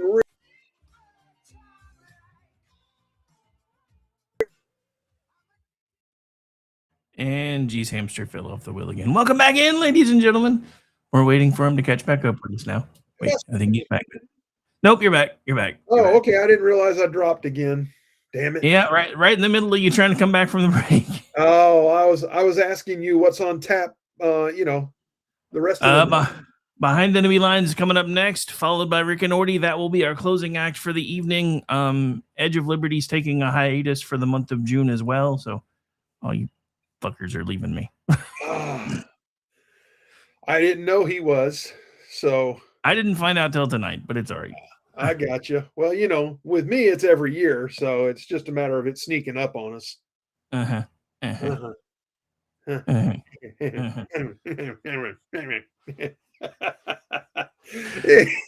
Anyway, so tell me how. I know you've seen this. The latest ploy from the Democrats to try to I guess convince Americans to vote for them. They're going to fix healthcare. They want to have free primary care for all Americans. Didn't they try this already? I don't know, but this is now what their think tank is pushing them to go after. They're the Searchlight Institute Senior Fellow, not just a fellow, but a senior fellow, named David Bowen, a former Senate aide who helped craft the Affordable Care Act, said it would be delivered either through that law's marketplaces, expanding on the preventive services mandate, or through a new quote unquote public option that the group is calling the American Health Gateway. He said, we know very, very well. I guess he's using that Trump speech, got to throw that extra very in there. That getting people better primary care is a conduit to better overall health. Yeah, it's a conduit to savings, he said, and we want to make sure that people are not dissuaded by cost from doing that. This is their brilliant plan. He goes through the proposal, talks. They're screaming about millions of Americans have lost access to health insurance because Republicans killed the subsidies. The subsidies should have never been. The ACA should have never been. And it's just being shown for the disaster that it is, by canceling the subsidies. You can't just count on everybody else to pay for everybody else's health care.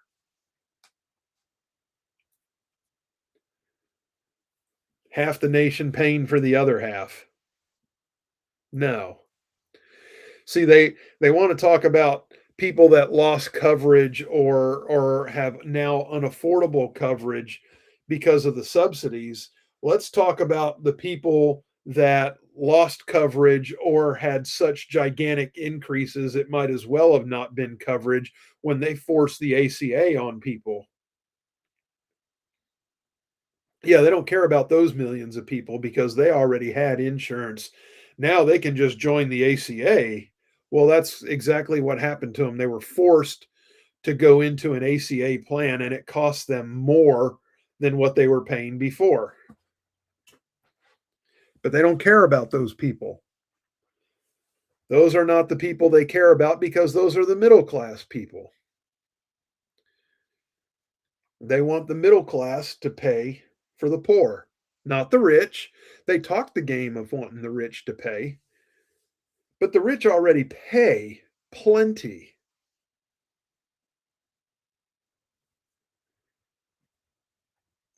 How much do you have to tax somebody before they say, you know what, enough of this shit. I'm going to take my money and my product and my company and I'm going to go somewhere else.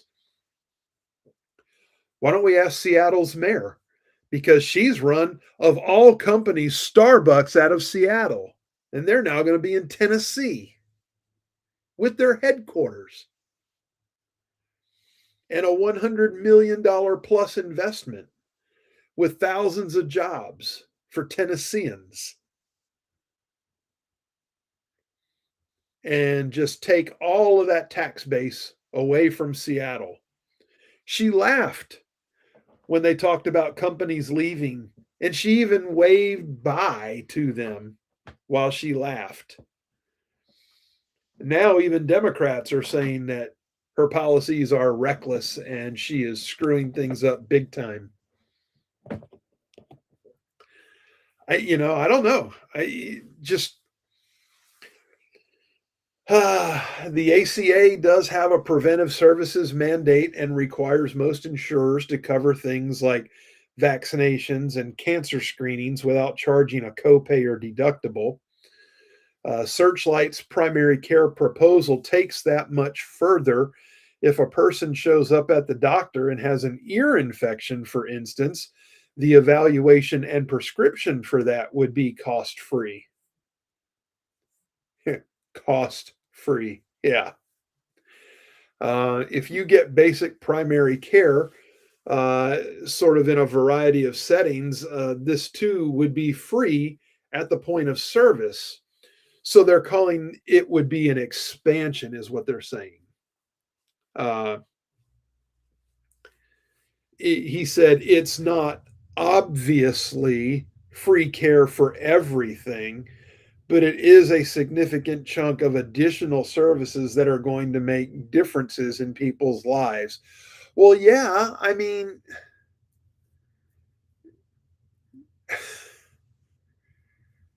this is the best part.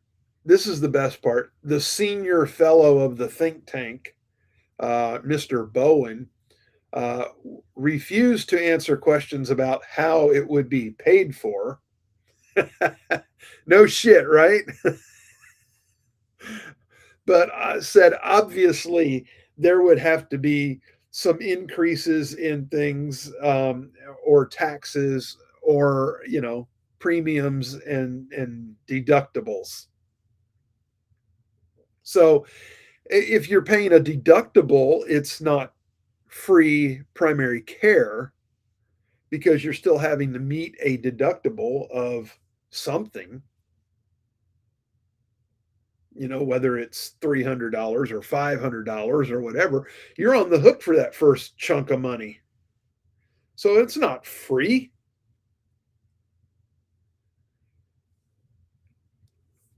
And he said, obviously, things like hospital stays, surgery, cancer treatment, and more specialized care would not be covered.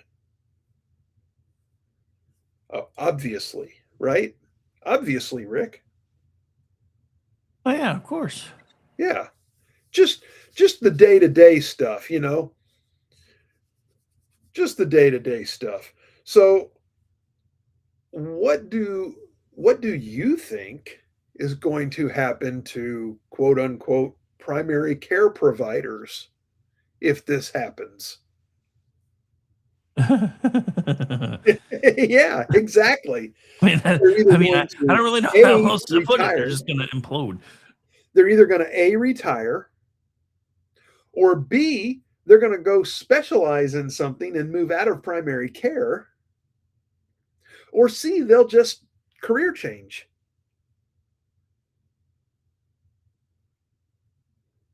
I mean, really, why would you? Well, okay, there is another option.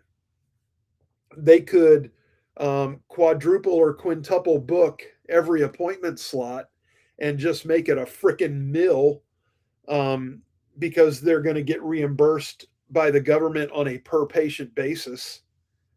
So they'll see 100 patients a day to make up for the money they're losing. I'm sure that's going to be some high quality care there.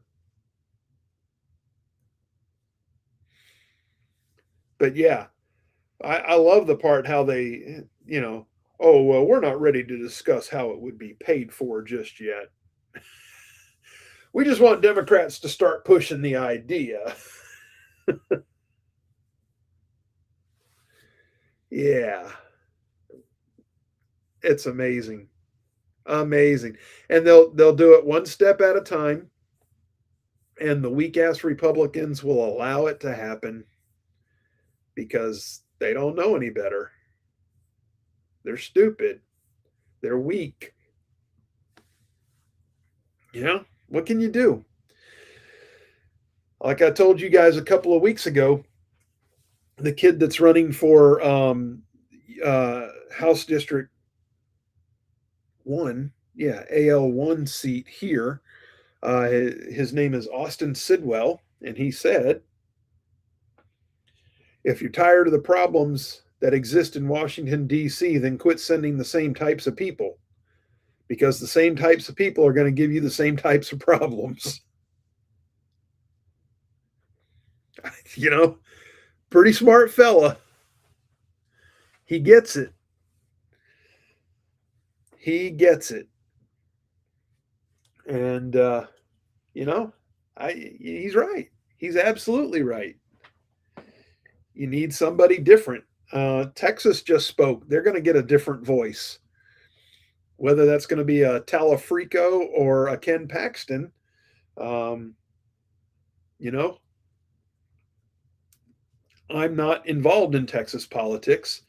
I do have a preference, but I'm not involved in Texas politics. So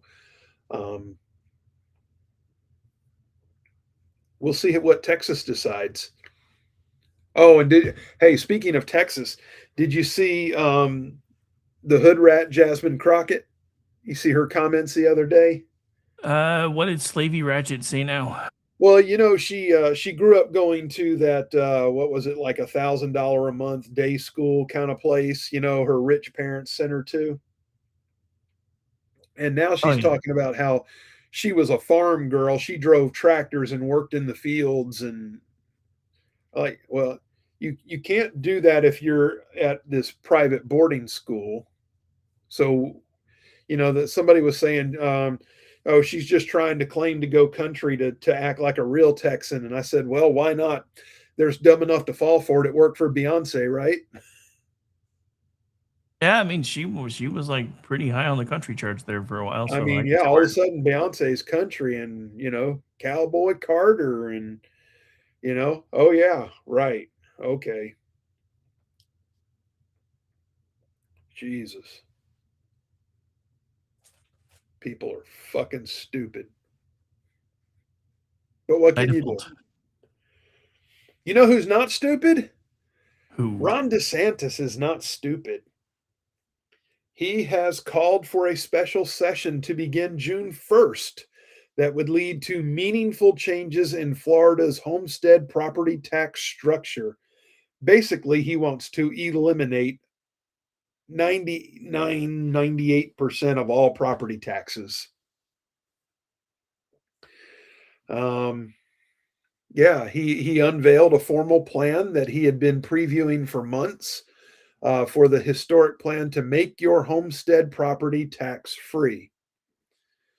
He said, I want to get something done, and the way to do it is to focus on homestead property owners. He provided a path for voters to decide in November as work on the state budget is finally complete, except for the ultimate vote on Friday. And Brian Avila will carry the legislation as Senate Joint Resolution 2F and Senate Bill 4F. And it will go to the Appropriations Committee Monday and could be on the floor as soon as the next day. Wow. DeSantis has initially suggested that relief would be instantaneous, but as revealed in recent months, a more phased-in approach would be introduced to the legislature to allow local governments to prepare for the revenue decline with a transition time. Property taxes would be required to be used for core services like schools, first responders, and the like, he said under his proposal. He anticipates that foreigners and snowbirds would be taxation targets for local governments, but the proposal would limit small business value appreciation to 5% year over year. He doubts the legislature or voters would be willing to go cold turkey in eliminating homestead property taxes, so he's moving forward with a bottom-up approach to give them more comfort. The initial break for taxpayers would be a raising of the homestead limit to $150,000 under this plan beginning January 1st of 27.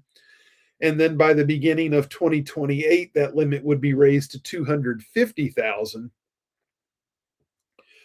From there, the legislature would be commanded to create a schedule to eliminate homestead property taxes already, allowing 92% of those with values up to $500,000 the break. This is huge. Now, there are plenty of homes in Florida worth more than $500,000, and they would not be getting the break. But it's amazing. Florida generates enough tourism money that they don't need the property taxes. They don't need the property taxes. They'll still have plenty of money in their budget. There will not be, where it hits is the local level. Like he was talking about the schools and first responders and things like that. But there are ways to help mitigate that too. And that will be all part of the package. We don't have the time to go all through the details of it all, but there are people that he is worried about that will attempt to sandbag his capstone policy proposal. He appears to have voters on his side, according to a poll. 77% of Floridians support it, with 85% of Republicans and 68% of Democrats on board. What does that mean? Well, I don't know. I don't know if that means the same thing in Florida as it means in DC, because 80% in DC is apparently not enough to get legislature done. 80% of Americans wanting it is not enough.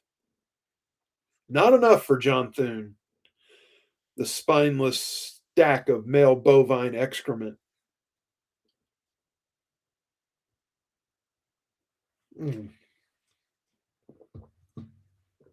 But we'll see what happens in Florida. This is going to start next week. I mean, this could be done literally by the next show date, which will be somebody else on the air. But yeah. So it could start with everything valued up to 150 being exempt, and then the following year everything up to 250, and then the following year up to 500. Now, once you hit the 500 mark, $500,000 homes in Florida, that's a lot of homes in Florida. And still, even with that, even with a $500,000 cap,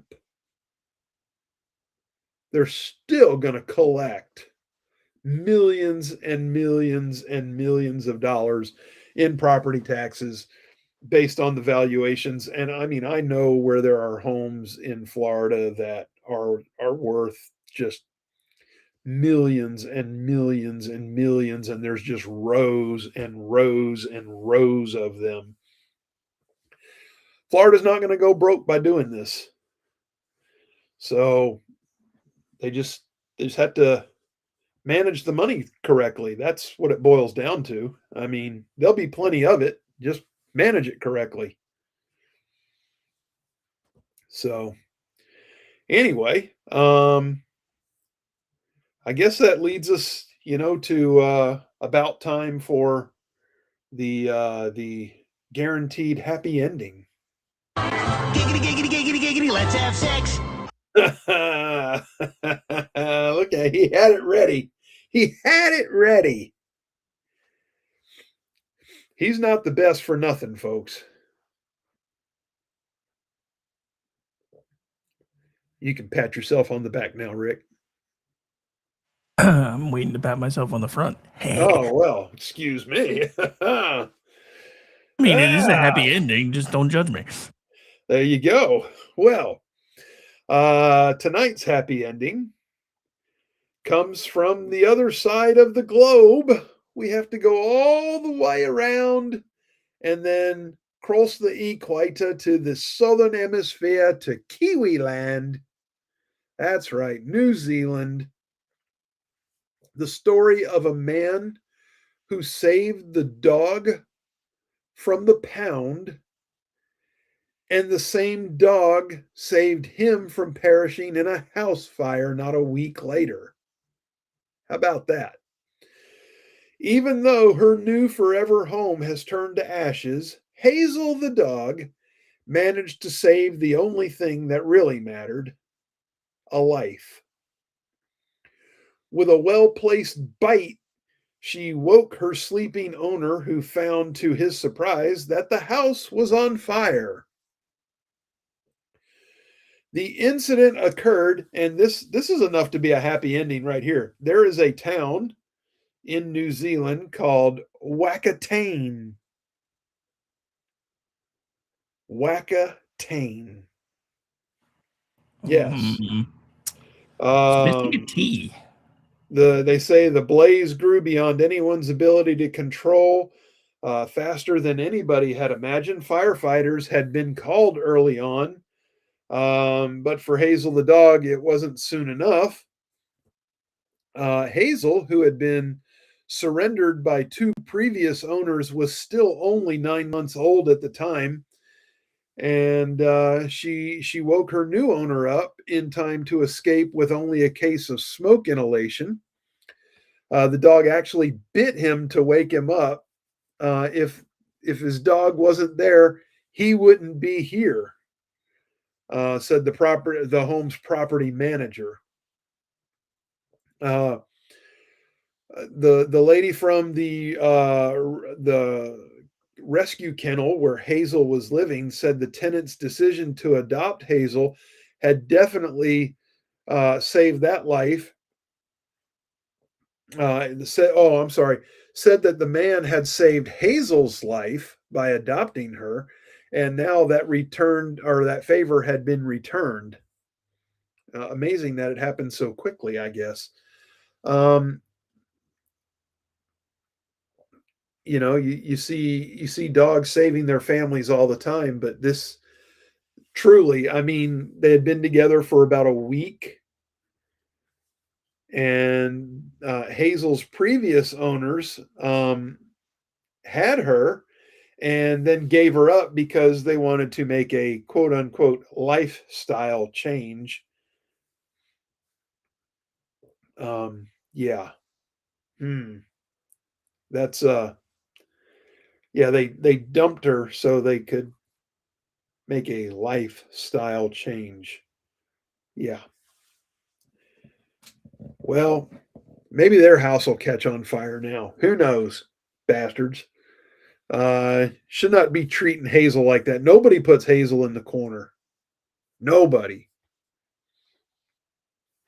But anyway, that's a happy ending to me. Hazel's a hero, a heroine, however you want to put it. If you're one of those, go complain about my use of words to your Zer friend, and I don't know. You had me at heroin. What's that? I said you had me at heroin. Oh wait, had you at heroin? Yes.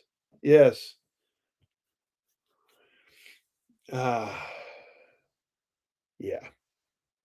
Anyway, folks, that's a happy ending. Any way you slice it, a dog saving a human life after the human saved the dog. That's just good stuff. And if you like it, you're my kind of people. But tell your friends. And if your friends like it, you need new ones. But they and you are welcome here with me. Well, coming up soon anyway. Again. Yeah, he'll be back sometime in August. Yeah, I'll be back in August. You can be welcome with me back in August, and we'll do it all from over there. Anyway, I'm your host, the Grouch. Peace. Until August.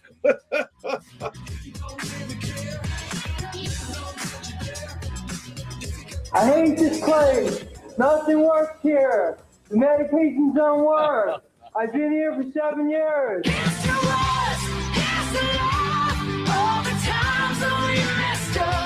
Here's to you, feel the grass, 'cause the last few nights have kicked my ass. If they give you hell, tell them go fuck themselves. Here's to us, here's to us, here's to us, here's to us, here's to us, here's to love, here's to everybody well. Here's to us, here's to love, here's to us.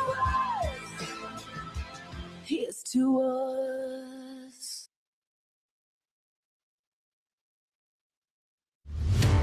Remember when entertainment was actually entertaining? When comedy was about being funny, movies were about telling great stories, and you didn't need a political lecture every time you hit play. Great entertainment still exists, it's just getting harder to find. Even the biggest streaming platforms leave audiences disappointed.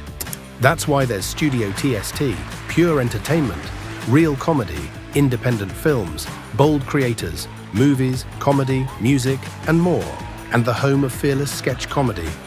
That show tonight, entertainment the way you want it. Funny, creative, unapologetic, and agenda-free. Studio TST, the future of entertainment starts here. Join Studio TST today for just $5 a month. Hello, friends. Do you have a moment so that we may discuss our Lord and Savior Minarchy? No, seriously, I'm just kidding. Hi, my name's Rick Robinson. I am the general manager of KLRNRadio.com. We are probably the largest independent podcast network that you've never heard of. We have a little bit of everything, and by that, what I mean to tell you is we have news, pop culture, special events, conspiratainment, true crime, mental health shows, drama productions, and pretty much everything in between. So if you're looking for a new podcast home to grab a little bit of everything that you love all in one place, come check us out. You can find us on X under @KLRNRadio. You can find us on our Rumble and our YouTube channels under the same names. You can also find us at KLRNRadio.com and pretty much every podcast catcher known to man. So again, feel free to come check us out anytime you like at KLRNRadio.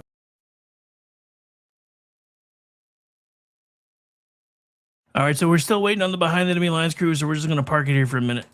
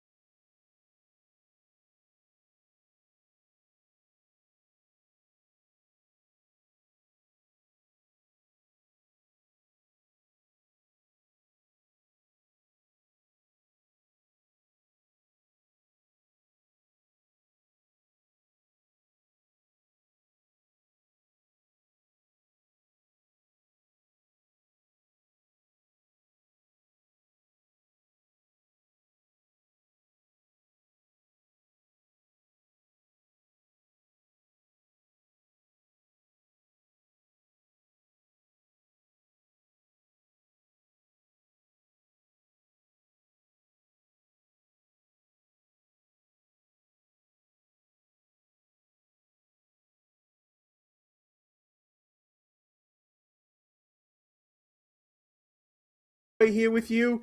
I am late. It is all on me. And before I even let Ross make fun of me, we got to bring in Rick. So I want to thank you all for being here. And now, who am I introducing next? Who's next?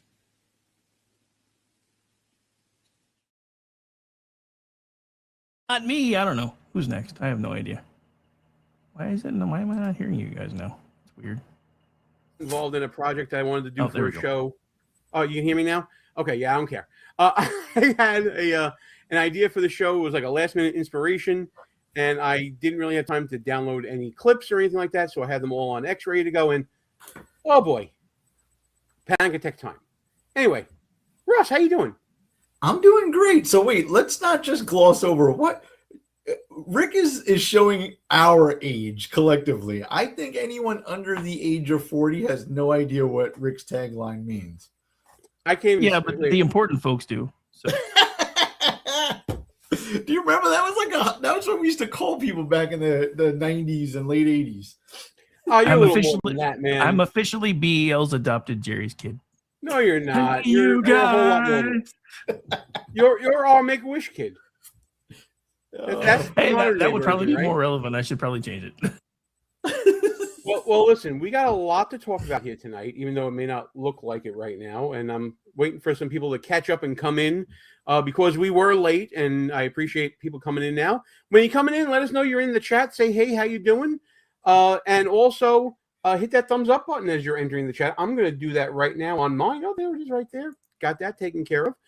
So we're going to be talking a lot about how Democrats are big mad at people in sports liking Trump and how they're trying to own that space now and how that's not going to work. We're going to take a look at what happened in Texas last night with their runoff primaries. And man, oh man, is Trump just on a roll. The revenge tour Galloway is in full effect. Totally in full effect. I was actually not too worried about this last one. Gordon is like we all knew that, and Texas was like kind of a no-brainer. I was more worried about the Massey one, to be honest, because I just know lots of mass holes across the country that were supporting him, and I was very impressed that Trump was able to take that motherfucker down. But yeah, the revenge tour is going great. Like I said, I don't think we're going to lose the midterms, but I don't even care if we do. To me, it's all about the vengeance. This is making my day. Well, there you see it on the screen, Rick. 111 now? I don't even know. 118 for 118 for Trump. How crazy is that? Yeah, I mean, again, these are just scrimmages, but that kind of percentage, batting 100% even in scrimmages is kind of amazing. Yeah, I mean, it's more than just scrimmages. It's cleaning up your own house.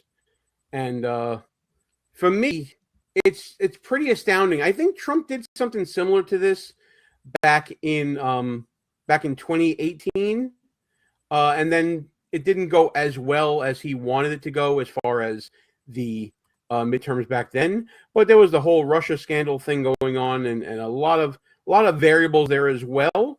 So there's something to be said about cleaning up your own house, but I think, as you'll see throughout the show, this is a generational shift going on right now. I want to get to the Fox News clip here of the discussion about Trump's endorsements and how things went. Let me add this to the stage, and then I'm going to play that video on there. Again, I didn't have time to do the video clips, but let's try this anyway. Let me know if you guys can hear this, okay? Are you able to hear it? Not yet, no. Okay. Check your volume settings. They're probably at 0 on X. It does that to me all the time. Hang on. Volume settings are maximum. Let me make sure that the tab Make sure you don't have the tab muted. Yeah, how do I do that? Right click. Yep. Oh, no, it's not muted. It's not muted. Oh. So I'm going to try it this way. Let's try it this way. Yep. Nope. I got nothing. That's weird. You got nothing? Got God nothing. Damn it. Can you hear it? Because if you can hear it, I can hear it just fine on my end. Yeah. Okay. Right. So kill the screen share and put it up again. That'll probably let us hear it. It does that to me all the time in Restream. All right, let's try that. Sorry, guys. This is the way it goes sometimes. You know, I'm gonna share it a different way. Give me 1 second. He hasn't paid his bills. StreamYard is cutting us off. I got to pay the bills, right? Got to pay the cost to be the boss. Is that what it is? All right. Let's try it this way. We're going to share them one by one, it looks like here. All right. We're going to try this one more time. Let me know if you can hear it. Races and Senate races. Got it This now. is his. You got it now? All right. So we're going to maximize this shit, and we're going to go do it this way. Races and Senate races. This is his scorecard, okay? He has endorsed 8 governors. Now, some of these races weren't real close, didn't have a lot of competition, but some of them did. I mean, we saw what happened in Louisiana, the primary of Bill Cassidy. We saw what happened a week ago tonight with Tom Massey in Kentucky. And now we're seeing it again tonight, okay, in Texas. Governor level, Trump endorsed 8. He won 8 times. U.S. House, 101 endorsed. He won 101 endorsed in the House, and he won 101. Let me put on the pencil right here and show you this. U.S. Senate, Sean, he has endorsed 8 candidates. And prior to tonight, he had won 8 times. And now you can take the endorsement from 8 to 9 endorsed, and from 8 to 9 winner. Ken Paxton was outspent 9-1. Got the endorsement from Trump, got the endorsement of Wesley Hunt, the congressman who got knocked out 2.5 months ago. And now we got the setup in Jackson and Tellerico. Many Republicans felt if John Cornyn could win tonight, that he could be an easy winner over Tellerico. We'll never know that now. And a lot of they could save a lot of money too if Cornyn won. But that did not happen. Here's what will happen, Sean, in November. In Texas, probably the most expensive Senate race that we have seen ever. And let's just leave it there. A couple of points that he brought up. First one being, Ross, that Paxton outspent 9-1. It's kind of ridiculous. It is kind of ridiculous. But even, when you listen to Cornyn's concession speech, and this is true everywhere, but in Texas, he said something like 8% of registered voters vote in the primary. And of that, Paxton got 60+%. So at the end of the day, he got somewhere between 4.5% and 5% of all registered voters in Texas.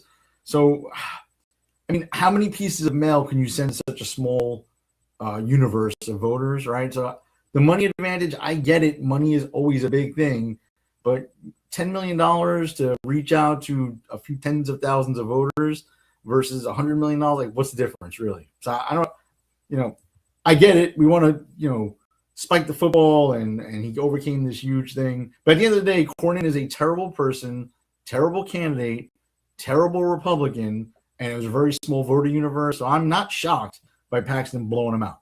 Paxton's also not some guy off the street. Like he's won statewide races, which we'll get to when we start talking about his Democrat opponent. Absolutely. Rick, what do you think about the conventional thinking that Republicans are not going to have to spend a lot more money to get Paxton over the line against Tellerico? Do you think that is cope from the establishment that's on the way out? Yeah, exactly. That's the establishment basically kicking their feet and throwing a fit because they didn't get their guy.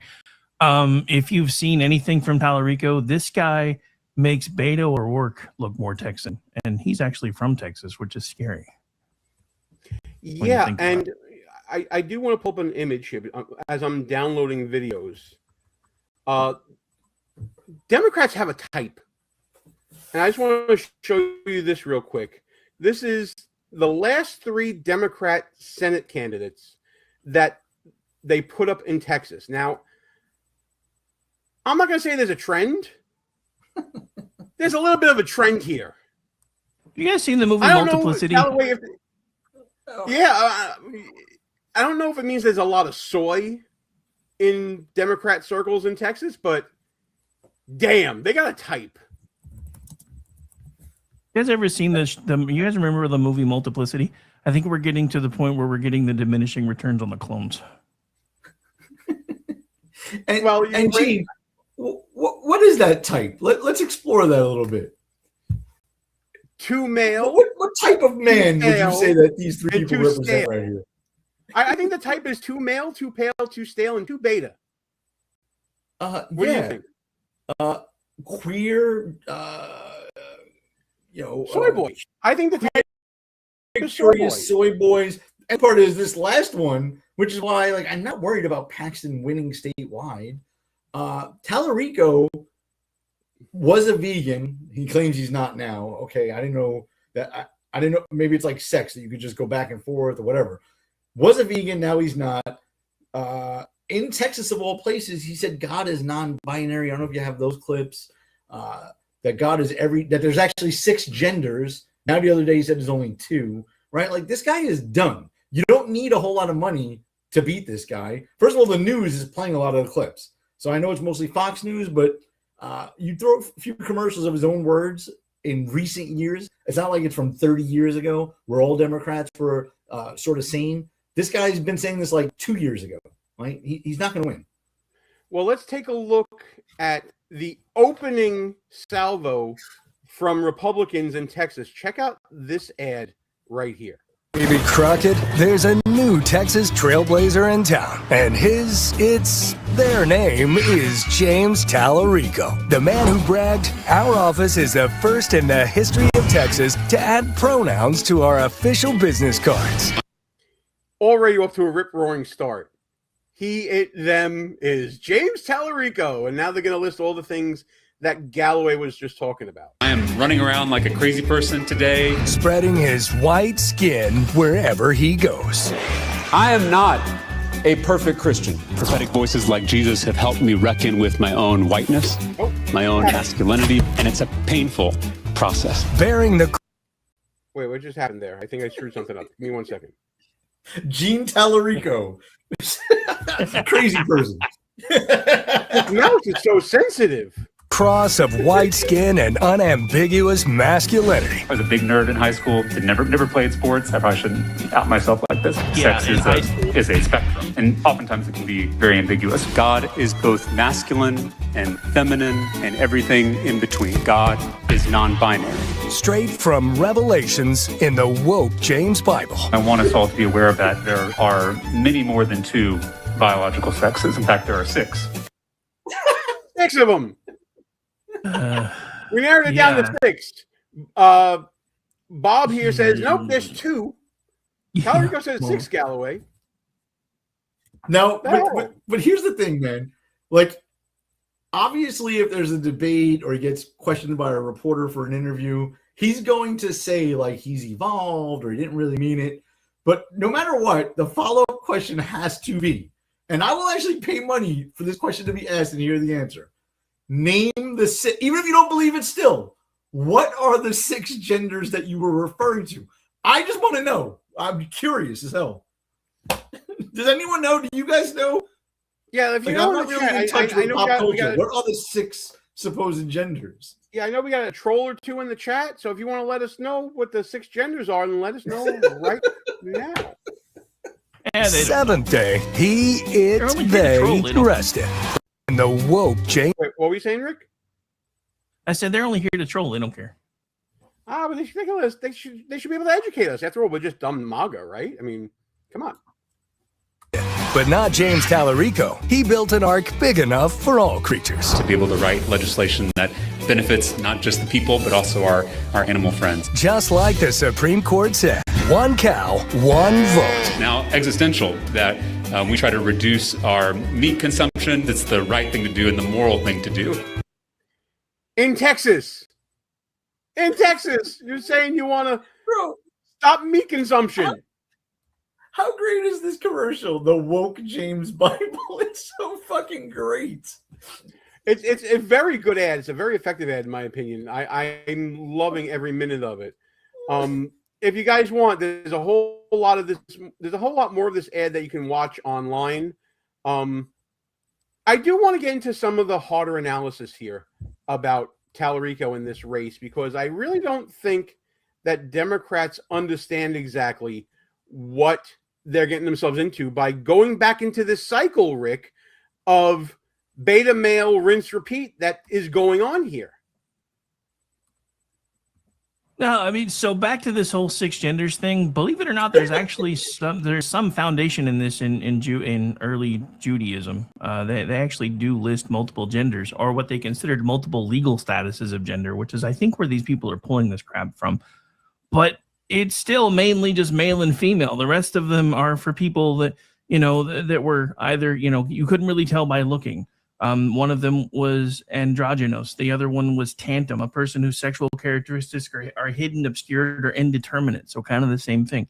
So yeah, there were in ancient times legal definitions that could term someone to not be male or female, but that was because things used to be very male specific. So if you didn't look the part, they could take your stuff away from you, which is kind of the whole point of all of that crap. So it's not that these things aren't based in some form of fact. They're just based in things that we don't really recognize anymore. And it's just dumb. Just take Genesis at face value. God created everything in two sexes because it's the only way you can reproduce. So that's really all you just saying. But yeah, anyway, sorry. I had to point that out since nobody from the chat could bother to explain where this comes from. I love how Rick tried to just explain 6 genders to us. That was phenomenal. Right? I'm more confused now than I was before. I didn't say it made sense. I'm just saying that's where they're pulling that's where they're pulling this from, is from ancient rabbi text from Judaism. It exists. It's just dumb. And it was all about legal statuses. It wasn't about believing that somebody was actually something other than male or female. It was, oh, since you look the part, we'll say you're male and you can inherit things. And since you don't, you're female and you don't get to inherit nothing. That's all what that really was. So yeah, well, I like to stay grounded in reality. And I want to know what the reality is for a Tallarico campaign. And I did find this analysis from some GOP analysts, analysts, whatever you want to call them. I don't know if you want to take this at face value, but it doesn't seem like anyone's quivering in their boots on the Republican side when it comes to Tallarico.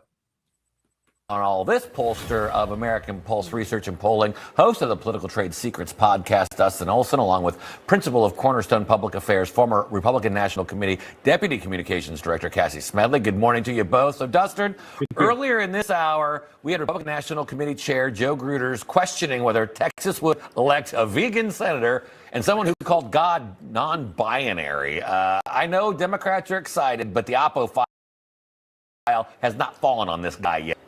Yeah, I actually think that between Jasmine Crockett and Tallarico, that we got the better choice. He definitely is, a target-rich environment for sure. The fact that he says God is non-binary, that there's 6 genders. I mean, these are things that do not fit with Texas values. So I actually think this is not going to be particularly competitive come the fall. And honestly, the polling before the primary showed Cornyn and Paxton at about the same level against him.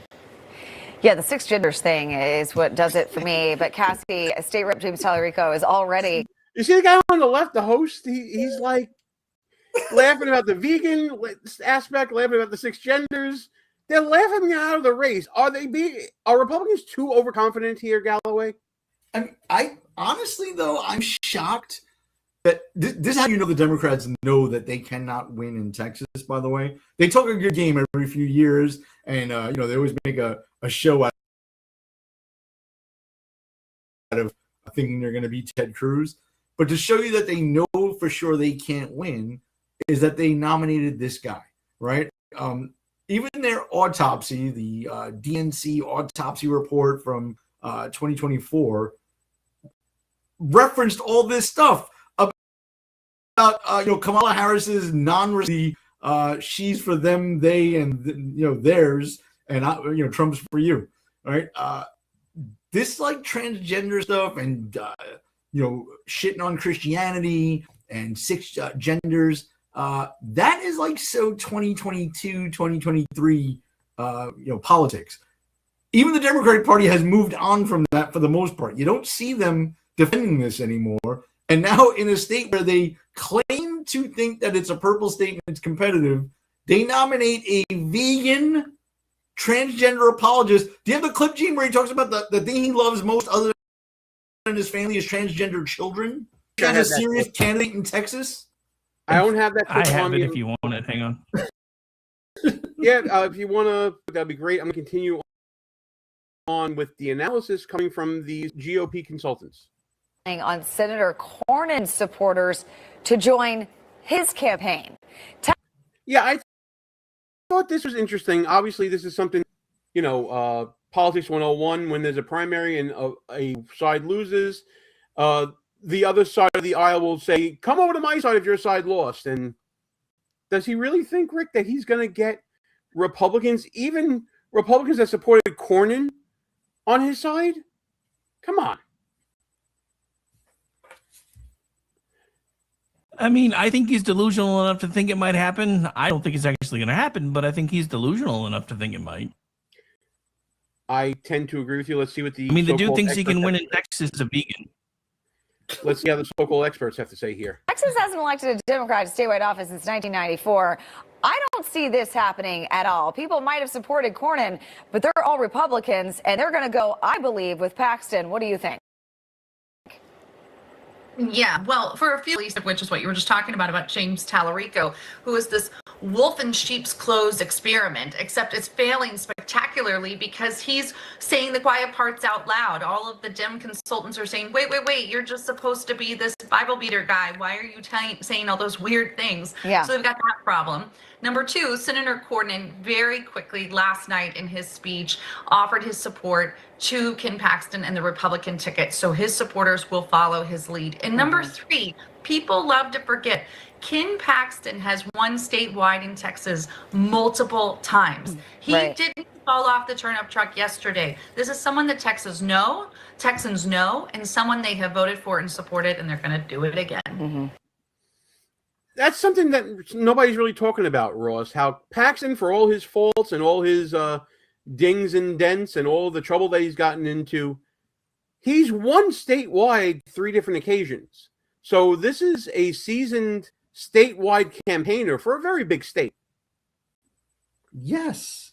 That's what I mean. Like, it's not like Paxton is some crazy guy with a Nazi tattoo on his chest who he nominated to run for Senate, right? He's won statewide races. He made his bones by constantly suing the unconstitutional acts of the Biden administration, right? So he's MAGA through and through, this guy. He was also unfairly, they showed a picture on the news earlier today of his mugshot. He's like in a suit and tie smiling because he was also unfairly targeted by the rhinos in the Texas legislature with all kinds of false accusations, and they attempted to impeach him and didn't get enough votes to remove him, right? So this guy's like a little Trump out there in Texas, and he's going to blow away Tallarico. And let's talk about Cornyn for a second, Rick. He says he's going to tell his people and he's going to endorse Paxton going forward, something that Bill Cassidy didn't do. What do we have to say on Cornyn here? Is it goodbye and good riddance, or is it just goodbye? I mean, I have to do a little bit of, I don't live in Texas, so for me, it's just goodbye. But Texans flat out said goodbye and good riddance when he lost by like almost 30 points. So yeah, to the tune of 28 points. You remember Dick Lugar from back in the day who lost the primary? He didn't even lose that big in Texas.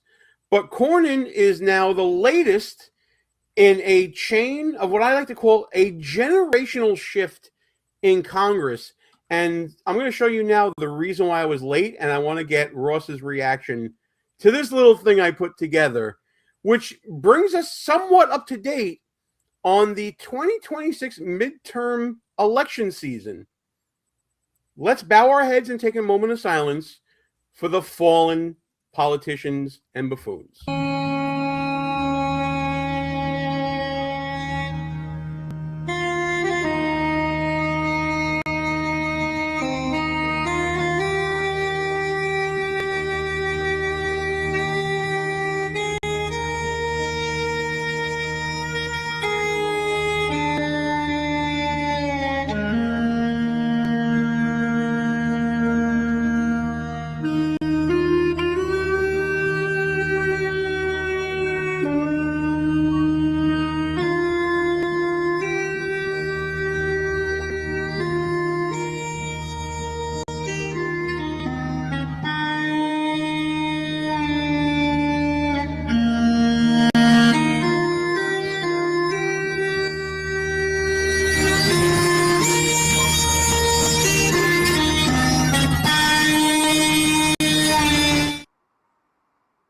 Complete with out-of-tune bagpipes and everything. That was for you. I want that on every show going forward. And where was MTG? Did I miss her? There's more that need to be in there. There's only so much I could have gotten done. I can continue to add people to this. MTG will certainly be added to it. You got to give me a list of everybody else you want on there. That was just on the top of my head. So You for know, primary, Think of anybody for the else, rest there's of the definitely more. for the rest of the political season, you should just keep adding to it. And right after final thoughts, you guys should just do the talking political dead segment.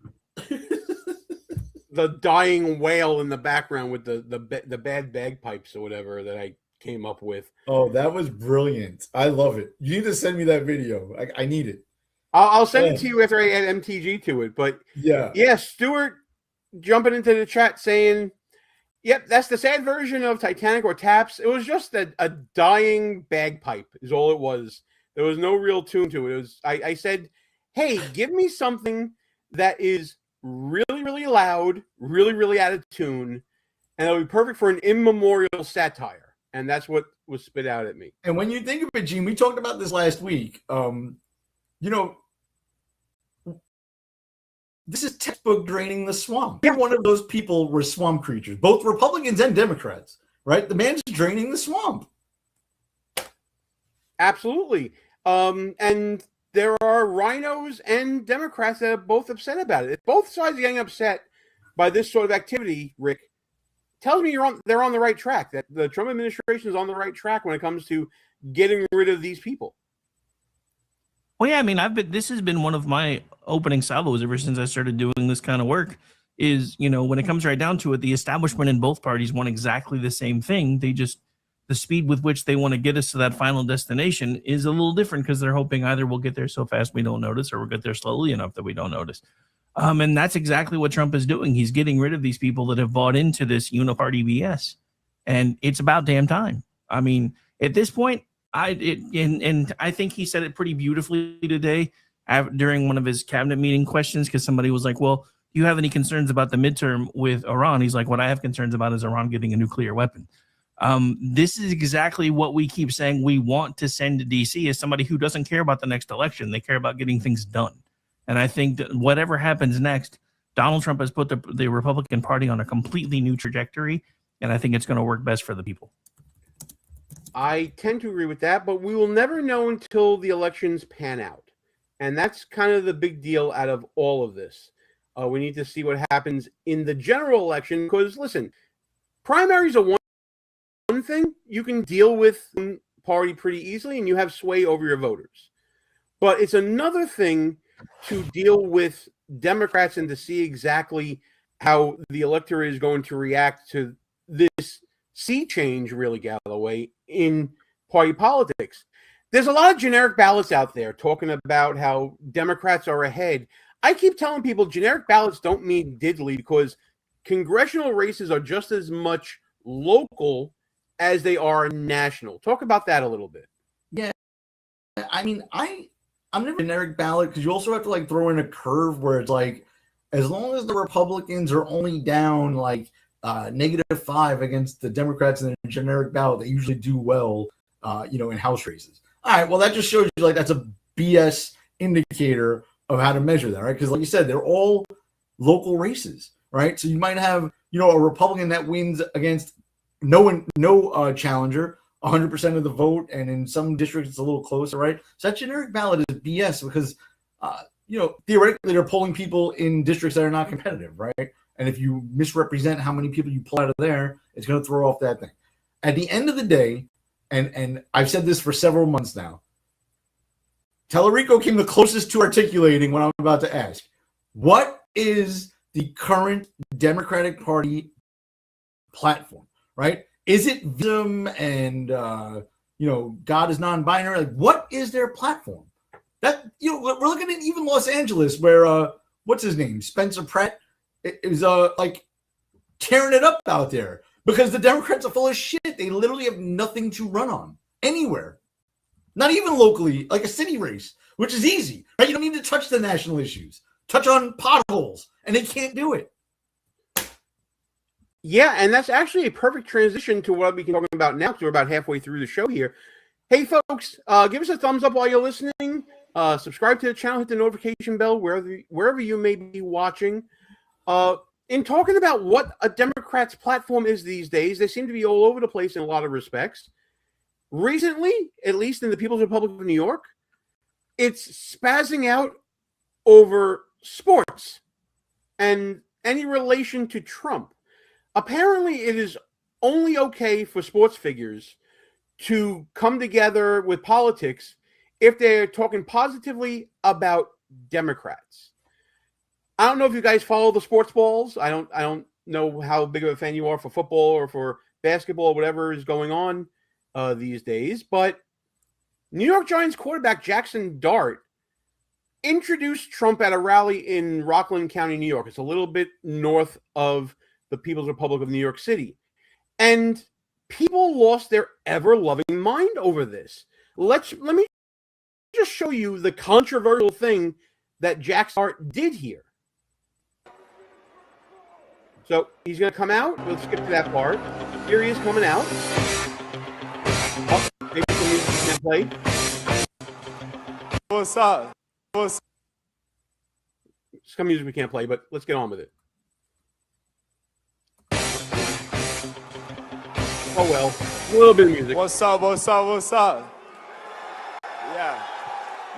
Big Blue Nation, it's a pleasure to be here. I gotta start this off with a Go Big Blue. I'd love it if y'all would follow with me. Go Big Blue! Go Big Blue! Go Big Blue! Go Big Blue! What an honor, what a privilege it is to be here. And without further ado, I'm grateful, I'm honored, I'm pleasured to introduce the 45th and 47th President of the United States of America, President Donald J. Trump. Man, I'm proud. And again, we'll phase out the music here. That's it. That's all he did. Kid from Utah, happens to be an NFL quarterback, introducing the president at a rally. But the uproar, Galloway, was beyond the pale. It was completely ridiculous. And yeah, it's actually quite offensive. Like, I saw a bunch of clips of other football players talking about how, like, offended they were. It just shows you, like, how uneducated these people are. Supposedly they're all, like, college graduates playing in the NFL. How is it racist or inappropriate for a young athlete to introduce the current president of the United States, right? It's not like he's some candidate, a fringe candidate running for office somewhere. Even then, like, your First Amendment right should trump, pun intended, I guess. But for this is the sitting president of the United States.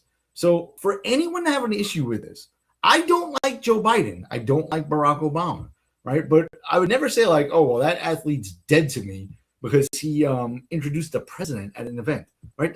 It's pathetic when you. It truly is TDS. People it's overused, that term, but how else can you explain this? Well, if he was introducing Barack Obama, Rick, or if he was introducing Joe Biden, nobody would have a problem with this whatsoever. No, because nobody on our side would give a damn. We might point and laugh and be like, he just introduced a vegetable. That'd probably be about the extent of it. But other than that, we don't really care. But yeah, they are completely losing their minds over this stuff. And it's just, again, as Ross said, this has become a completely overused term. And I now know somebody who I can't say too much about because I technically work with them through Salem, who has now two versions of TDS, TDS type 1 and TDS type 2. TDS type 1 is when Trump can't do anything right, and TDS type 2 is when Trump does everything right, no matter what. But yeah, TDS type 1 is definitely in full display, especially when, again, a young quarterback who is, let's not forget, New York is where Trump was born. Yeah. And it's also where he was raised. It's also where he made his fortune. His home state. He had the wherewithal to change the entire New York City skyline. And now they hate him because of the letter behind his name. That's it. And you know who hates the letter behind his name? And you know who probably hates him the most are those shrews on The View who were talking about Jackson Dart. And listen to this nonsense. People were not happy with Dart's open political endorsement. Isn't he entitled to his? It's America. I mean, he's entitled to his thing. For somebody to back a guy like Trump, whose history in discrimination and racism goes back to housing discrimination. In the 70s, In the yes. 70s, DEI attacks, and posting pictures of the Obamas as apes. When he's on a team that's 55% to 60% the NFL is that much percentage of black people. Yeah, That is just the definition of stupidity and racist. And So, according to Joey Behar, Rick, if you are in an industry that is majority minority and you're a white, keep your damn mouth shut, you racist, if you disagree Pretty with much. anything they say. Well, let's not forget she's 80-something years old and will be taking the entirety of the month of June off from her show. Well, listen, Ross, everything I disagree with, once again, is racist and bad and evil, right? Trump is not racist. I mean, let's be serious. Like, that is the stupidest thing that people accuse him of being. I will say it was a little cringy, the ape video that he did post on Truth Social, or maybe one of his interns did. I don't know who did it, but that was a little cringy, but he's not a fucking racist. I mean, can we be for real, man? Well, hang on. Gentlemen, breaking news. What? We have a troll amongst us. He wants some attention. Let's give him the attention he so craves. Ross, pronounce its name for me, please. Retarded. Okay, whatever. Trump New York is out of money.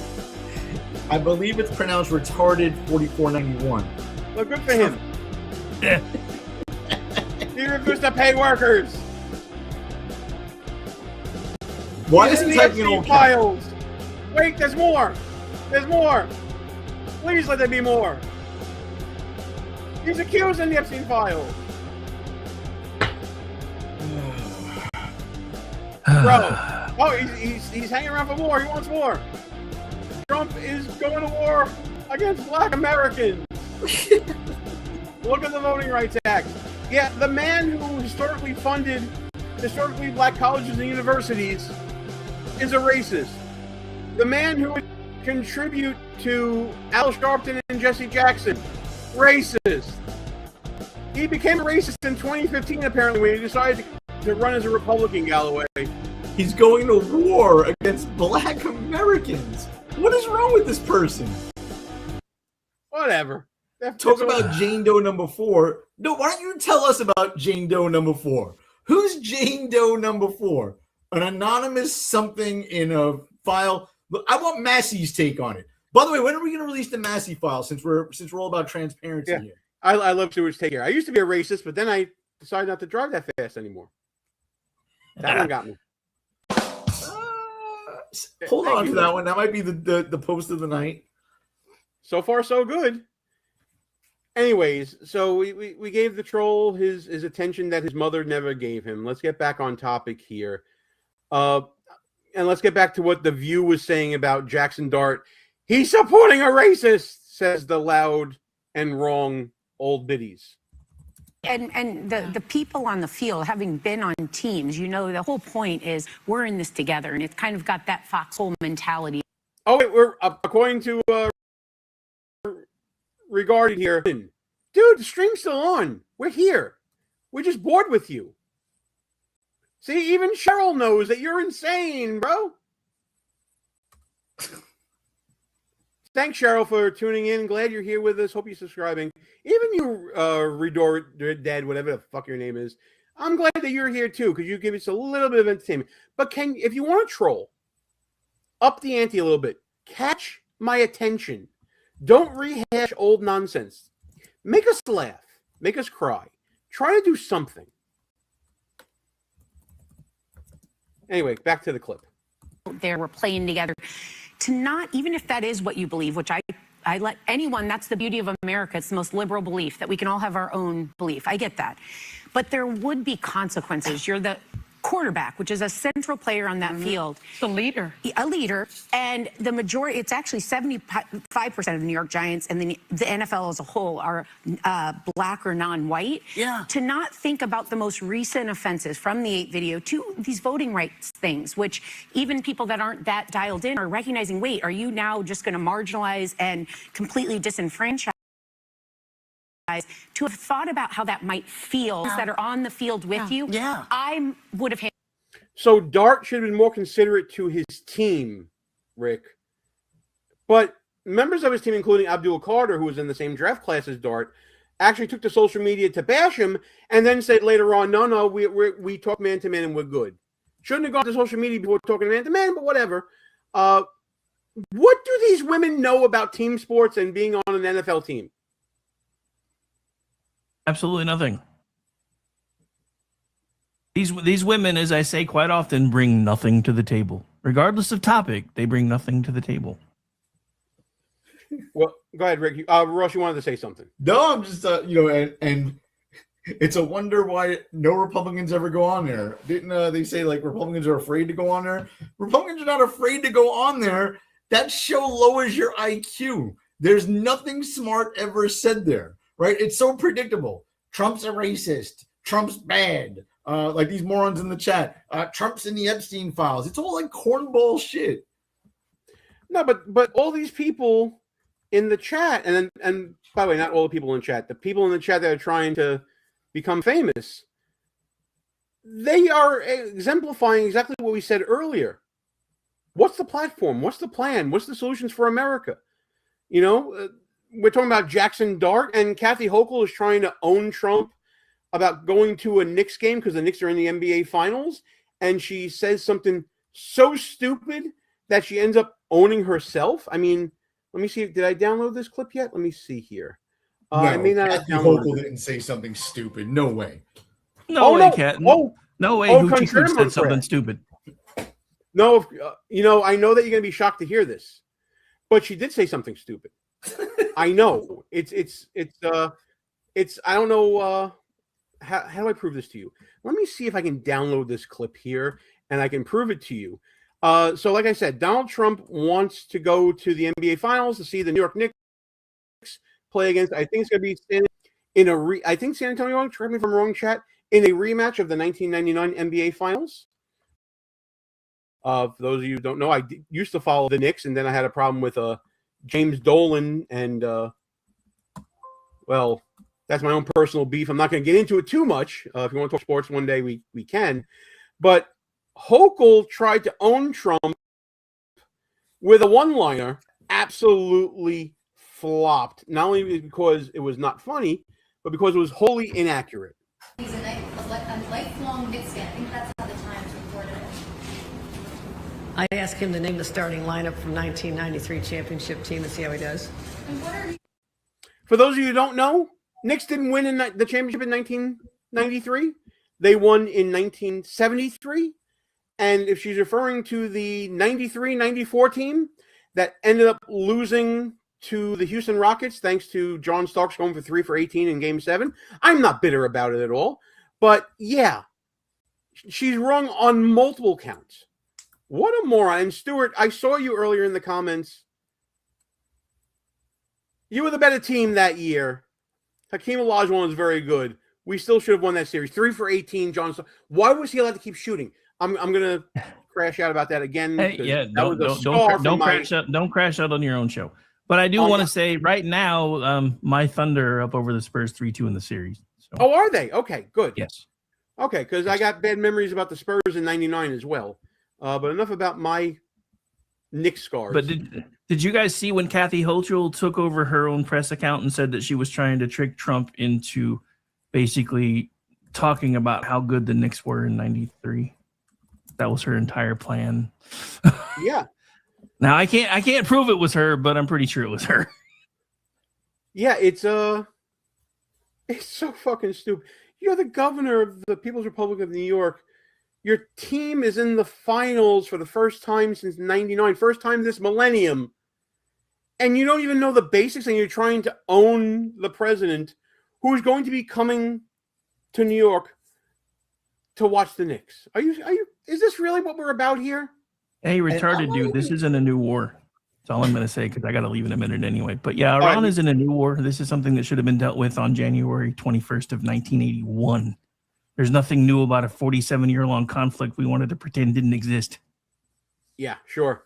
Ross, go ahead. You were about to say something. Just real quick, Kathy Hochul's dumb. I mean, that's no surprise there. I think the bigger issue really is women should never comment on professional sports at all in any capacity, right?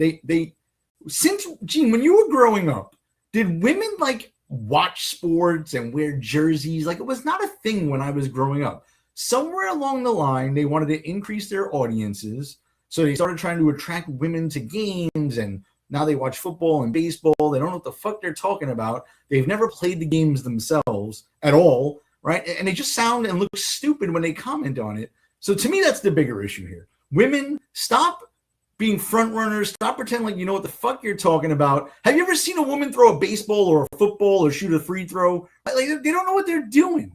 So stop talking about it, please. Yeah. I mean, that's really what please send all hate mail to whatever Russ's email is, or Ross's email. Send it to me. And if you're a woman in the chat and you got offended by that, boo-hoo, right? You don't know what the fuck you're talking about, right? If you can't explain to me pass interference or, where does the second baseman go if it's a fly ball to left field, like, I don't want to talk to you then, right? You've never played the game. You don't know what the hell you're talking about. Yeah. I'm still trying to understand what the plan is for 2026. If this is all they're coming with Gavin Newsom insults, and they're coming with, people like this in the chat that we're seeing. If they're coming with Kathy Hochul with one-liners that fall flat on their face, then this should be, and Republicans are coming with redrawn districts and looking to change the numbers. It's like they're bringing a knife to a gunfight. Well, and also we want to show ID and prove you're a citizen to vote and stop paying illegal immigrants health care and other in-state tuition for colleges, right? Like, we actually have a platform. What is their platform? Cory Booker wants to close a detention facility in New Jersey, right? Like, that's their platform. Oh, great. All right, well, let's run against that. Let's see how that works. Yeah, they're starting to put together a platform. Yeah, I mean, they're all about Andy Kim going to the Delaney detention center and getting maced because he's part of a riotous group outside. I don't know what they're running on. They're running on the same thing they've always run on against Trump. It's the same cycle. We're not Trump. And whether or not that's going to work is really anybody's guess, because the climate is going to change throughout the summer. It's going to be the same thing we always talk about, Galloway. And Rick, I know you got to go. We'll get you your clips in a second. We'll get you on your way in a second. But it's the same thing every election cycle.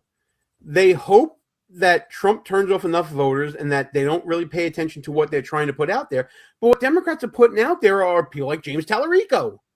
And, God is non-binary and we all should be vegan in the state of Texas and all this other nonsense. And I don't get it. It's like rinse, recycle, and lose again. Well, so it's getting worse. I don't know if you guys have seen this yet, but now in California and New York, they're putting together legislation to tax 100% of anyone who tries to get a hold of Trump's fund that he put together for people that have been politically ostracized and politically attacked. So they want a 100% tax rate on anybody who tries to take advantage of that, even though it is nonpartisan, and in reality saves us money, because he actually won $10 billion and he said, hey, take some of this and put it into a fund and leave the rest of it alone. So technically he saved us money, and everybody seems to forget that happened when he was a private citizen. So yeah. Anyway. Absolutely. Rick, you got to get going. Let everybody know what's going on KLRN Radio and where they should tune in right after this show. All right, so here in just a minute, I'll be on with everybody's favorite Amish lawyer on the Rick and Morty Show. That is our closing act for the night. Behind the Enemy Lines is taking a hiatus and will be returning sometime in July. So for the short term, on Wednesdays, we'll be ending now at 11 p.m.-ish Eastern. It has been my pleasure hanging out with you guys. I will let you get on to your final thoughts, etc., and have fun with your caps lock troll, because I have about Oh, he's fun. He's fun. Nope. He's keeping Cheryl entertained. Cheryl is doing a masterful job, by the way, in the chat. Can we get a round of applause for Cheryl here? I mean, I have something for that here. There you go. There. You know what? I have it as well. Hello. Great job. Yeah, but yours sounds more like freaking opera applause or something. Yeah, well, we're just thank you for pointing out that we're classier than you are. Rick, have a great show. We'll see you later. Or nerdier. Take your pick. And bye. Love hanging out again. His exit is almost as funny as his entrance. That was great. There you go. So what do you say, pal? You ready to shut this sucker down? You got a final thought for us or what? I got a quick final thought because I do have to get out of here. But one of the last comments in the chat from Retarded 4491 is mentioning E. Jean Carroll. I don't know if you saw the news today, and I'm going to leave on this thought. The DOJ is actively investigating her for possibly committing perjury. And the reason why is during her deposition, she said that she received no outside money in pursuing her lawsuits against Donald Trump. And it turns out that that was not true, right? So how great would this be if she winds up getting her ass locked up after all the shit she put Donald Trump through? Clearly a liar. I agree with Donald Trump. She's a handsome woman, I guess you could say, but not his. Oh boy. You know what? We're ending the show a little early, mainly because I fucked up. I didn't get the show ready early enough, and we all got lives to get to. Oh, we got a new. You should address that last one, Gene, because I don't. Hey, it's funny. Gene sleeps on carpet and uses another piece of carpet for a blanket. How does he know? I'm not sure what that means, but you know what? That might win the comment of the night. How does he know? Little known fact: Chad actually eats corn the long way. So that's for sharing facts. The only reason I like that comment, Gene, is because it paints a visual. You know what I mean? A good comment. It's a good visual. A picture in your head. It's a hell of a troll. I don't know what it means, if it's good or bad or whatever. But yeah, I have no idea what it means, but it does give you a picture in your head. Listen, even the dog in this house sleeps on a chair. So take that for what you will. So remind me, I'm going to get you that video before we go here. Ladies and gentlemen, thanks for tuning into the show. We're cutting it off a little early, mainly because we started late. I want to thank Rick for coming on the show. I want to thank Ross, as always. I want to thank you guys for tuning in, for liking, for commenting, for subscribing, sharing it with your friends, all that really good stuff. But we're out of here. We're going to shut this down. So let's play our anthem as we laugh at the trolls in the comments.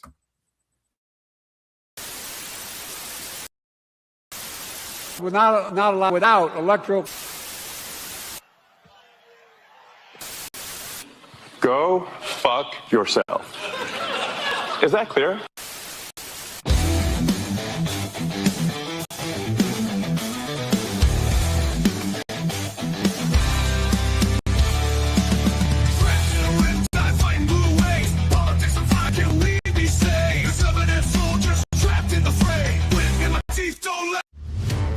Remember when entertainment was actually entertaining?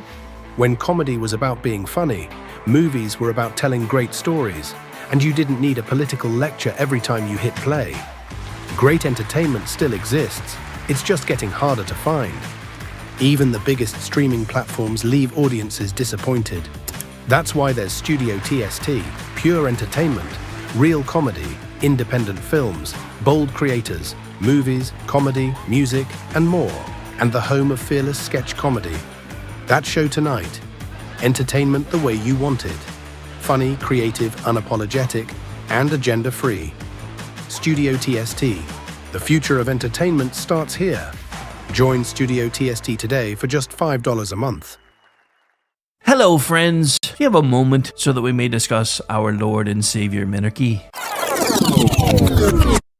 No, seriously, I'm just kidding. Hi, my name's Rick Robinson. I am the general manager of KLRNRadio.com. We are probably the largest independent podcast network that you've never heard of. We have a little bit of everything, and by that, what I mean to tell you is we have news, pop culture, special events, conspiratainment, true crime, mental health shows, drama productions, and pretty much everything in between. So if you're looking for a new podcast home to grab a little bit of everything that you love all in one place, come check us out. You can find us on X under @KLRNRadio. You can find us on our Rumble and our YouTube channels under the same names. You can also find us at KLRNRadio.com and pretty much every podcast catcher known to man. So again, feel free to come check us out anytime you like at KLRNRadio.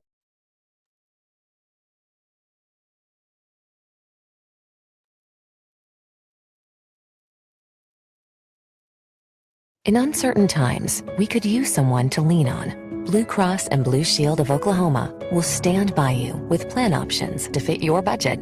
If you've recently lost your job, had a baby, or moved, you can still get the healthcare coverage you and your family need. Financial help may be available for those who qualify. Call 855-452-BLUE or visit hereforyouok.com to see if you're eligible to enroll. Blue Cross and Blue Shield of Oklahoma, a division of Healthcare Service Corporation, a mutual legal reserve company. Hi, everyone. This is JJ, the co-founder of Good Pods. If you haven't heard of it yet, Good Pods is like Goodreads or Instagram, but for podcasts. It's new, it's social, it's different, and it's growing really fast. There are more than 2 million podcasts, and we know that it is impossible to figure out what to listen to. On Good Pods, you follow your friends and podcasters to see what they like. That is the #1 way to discover new shows and episodes. You can find Good Pods on the web or download the app. Happy listening. I can fix you. KLRN Radio has advertising rates available. We have rates to fit almost any budget. Contact us at advertising@klrnradio.com.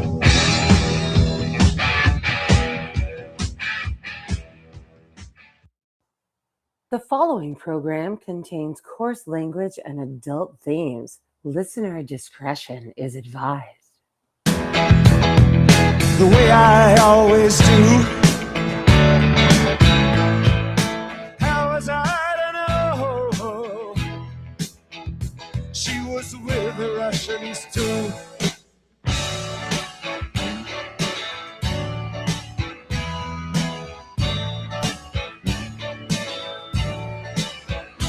I was gambling in Havana. I took a little risk. Send lawyers, guns, and money. Dad, get me out of this. Ha! Uh-oh. Guess what day it is? Guess what day it is? Huh? Anybody? It is Wednesday, my dudes. Otherwise, I jumped the gun. Otherwise known as ChatLivesMatterNight, right here live on KLRNRadio.com. I am one half of the crew, Mr. Rick Robinson. He's the other half, Mr. Ordnance J. Packard, Esquire. And we're going to be your closing act for a while because I just received a note from Sean Lewis that he'll be taking a bit of a break to get some things ready for summertime. Summertime. So we'll be your closing act on Wednesdays for a while. But we're still here, and we're doing it live. And I've received some reports that people are having issues with the feeds. I tested it as much as I can from here. It's working on my end everywhere I've checked it, so I don't know. Maybe X just hates us again. That's entirely possible. How you doing, Amish? Or just me. How's things? Actually, Yeah, you weren't the first person to say it. You were just the most recent, so I don't know. Oh, got it. Could be a regional issue. Yeah, no, I mean, I can't imagine why you jumped the gun on that. We've only been using that as part of our intro for the last 6 years. I was in a hurry. I was ready to do the show, man. I was ready. You were jumping in. You're ready. You're pumped. I was Fucking ready. do this. Let's do this thing. Let's fucking go. How you doing, man? Not really. I'm actually kind of exhausted, but I'm trying to play through the pain, dude. So every year past 50, it's like a new dash light comes on, and I'm just like, ugh. Yeah, I just ignore those. Right. We're in winter part 3. I was working in snow again today, so you know. Oh boy, yeah, that's always fun. Hey, it's our vacation boy. Al's in the chat. Hey, Al. Oh, Yeah. so Yeah. Today's been interesting. So I peeked my head up long enough last night, even though I really didn't do a show because I was like, oh shit, it's Texas election night, and I completely forgot. So I peeked up long enough to see that Cornyn got his ass handed to him, and then I played groundhog and rolled back over because I was like, you know what, my head hurts. Yeah, that's kind of the same thing I did. I was around long enough to see Corrin get defeated, and yeah, you brought it on yourself, John. I'm sorry, you did. I mean, you had one job, and it was listen to the people that kept sending you to Texas, and you kept listening to the donors instead. And those aren't always the same thing. And that's kind of the same thing with Massey. I mean, he was all proud about how, oh, look at all these donors I'm getting from around the country. Yeah, fucking Seattle, Portland, San Francisco, Los Angeles. Not a lot in Kentucky, though. Do you remember Massey from a few years ago who was like pointing and calling attention to all the people that were getting all these out-of-state donations, and now suddenly that he was getting them, he thought it was such a good thing? Because I remember. I'm pretty sure Pepperidge Farm members do. Yeah. So, but, they're gone. Fuck them. I mean, it just shows that just because you have an R by your name from Texas doesn't mean you're fucking good. And I'd like to remind everybody at this moment that Texas has only been red for about 30 years. They were reliably blue since Reconstruction. Anyway. Yep. So, meanwhile, never mind. I'm not going to go on the California rant. Go ahead. That's what this hour's for, sir. Oh, well, meanwhile, for the last 150 years, California has only had 4 Democrat governors. And while we were a red state, had the highest education, put a man on the moon, won the Cold War, and put a computer in everybody's lap. Now in everybody's pocket. Anyway, that's enough of my self-filleting on the Golden State. That will be golden again someday. If it makes you feel any better, a lot of America seems to be paying attention now, thanks to... finally. Fucking thank God. It only took the reality star turned mayor to get everybody to pay attention, but now everybody's like, holy crap, has it really been this bad in California for this long? Yes, and some of us have been trying to tell you. Oh, I saw Fox News with all kinds of numbers today about how, all of the industries that used to be exclusively to California, revolving around film industry and TV shows, etc., have now spread out almost everywhere. And at one point there were like 10,000 media companies. Now there's like 2,000. And they're like, I wonder what caused that. And I'm like, gee, I wonder. Yeah, no, we talk about that all the time on the Culture Shift. It's just, I mean, the brain drain from California, both in the entertainment and, tech industries, is just hilarious. But this is something I got to say. This is pure California news. I'm just laughing my ass off about it. Becky Noble in Red State today did a piece on California University professors discover students can't do basic math, demand return of standardized tests. Oh, no All shit. STEM professor. Yeah, weird, right? I mean, you take GPA instead of SATs and other scores, CSAT tests. And when you start giving everyone B's and A's because, they feel bad if they don't get them. Yeah, you get what you pay for. But it's kind of funny across the quad from the STEM courses are the same ones that tell you that math is racist. So, math is the purest science known to man. It doesn't even have the capability to be racist. It's the science that all other real sciences spawn from, except for like geology, but even then. But yeah, Satin acts mathematics requirements for STEM in the 2027 admission cycle. They want to bring it back. In November 2025, UC San Diego study showed that in just 5 years, the number of students whose math skills were below high school level rose 30-fold. 70% of those had math skills below middle school level. And that's in the the UC system. Yeah. Boy, if only somebody had mentioned this and predicted this long ago. All right, that was me. Yeah, but I mean, yeah. No, it was you. I was about to say you can just take your bow now because it was you. But no, I mean seriously, we talk about this all the time on this show and a bunch of other ones. Up until 1980, 1981, we were like number one, number two in the world for education. Then we centralized everything and made everything cookie cutter, and now everybody's fucking retarded. But we're not allowed to say that everybody's fucking retarded. Oh no, we've taken retarded back. Well, I haven't heard people. I mean, I work for a major company that has like an HR department, and people are starting to use it freely around the workplace, and I'm happy about that. Nice. Yeah. Yeah. So, 25% of college students can't do grade school math. This is just, I mean, yeah. I mean, but part of it's by design. I mean, even some of the teachers can't do it. It's like one of the questions posed in it was, enter your response as a real number rounded to 2 decimal places. The person answered 15.83, and the teacher said, "Sorry, the correct answer is 15.826." Was the question not to round up to the second decimal round place? to the second decimal. Yeah, so that would be Well, that's like I saw earlier today. And I'm pretty. I hope it was somebody trolling, but it was somebody who asked AI if a square has 4 sides. So if you remove 2 of the sides, how many sides are left? And the AI said 2.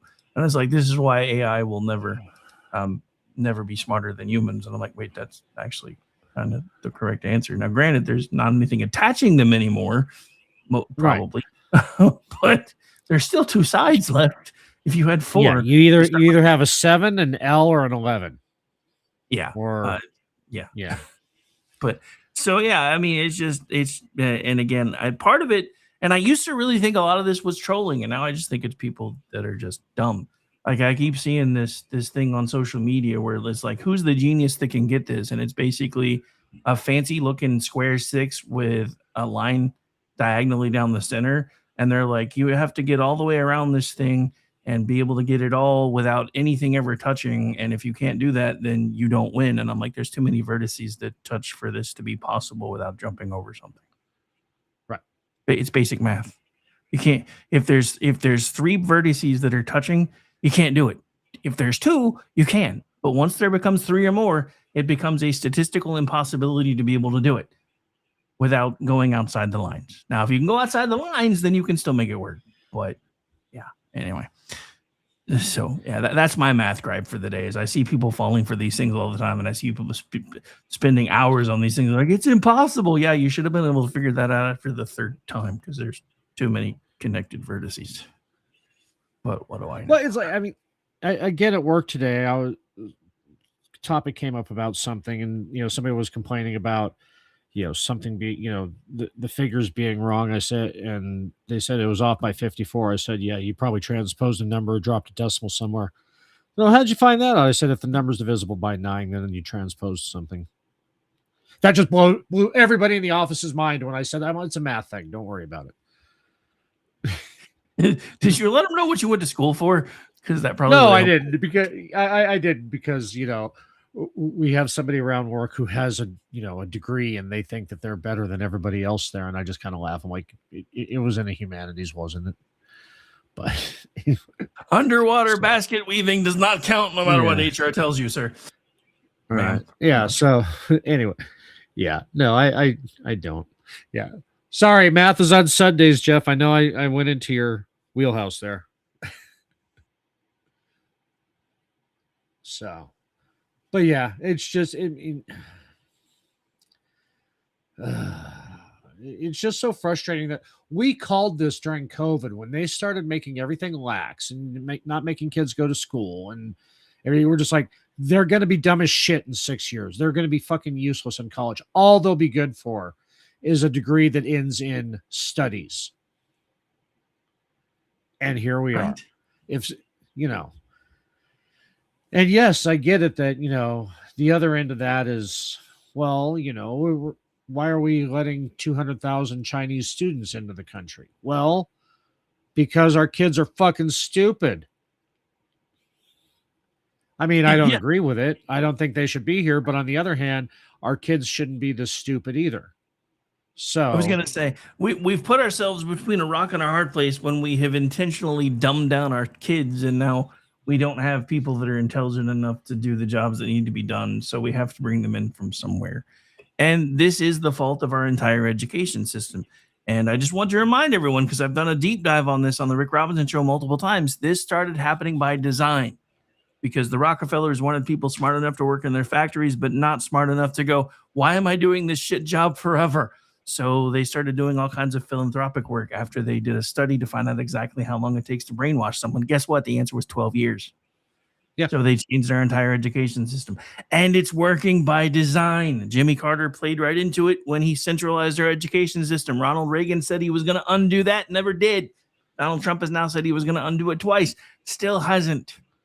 Needs to be undone. We need regional education because cookie cutter education with a country this size, cookie cutter education cannot work because not all the same type of jobs are available in the same place unless you talk about the ones that take almost no skill to learn anyway. Right. Yeah, the ones that require that you wear a paper hat. It's the same thing. And we've talked about this with other departments too. I mean, that's why I'm glad the Forest Service is being moved out of Washington, D.C.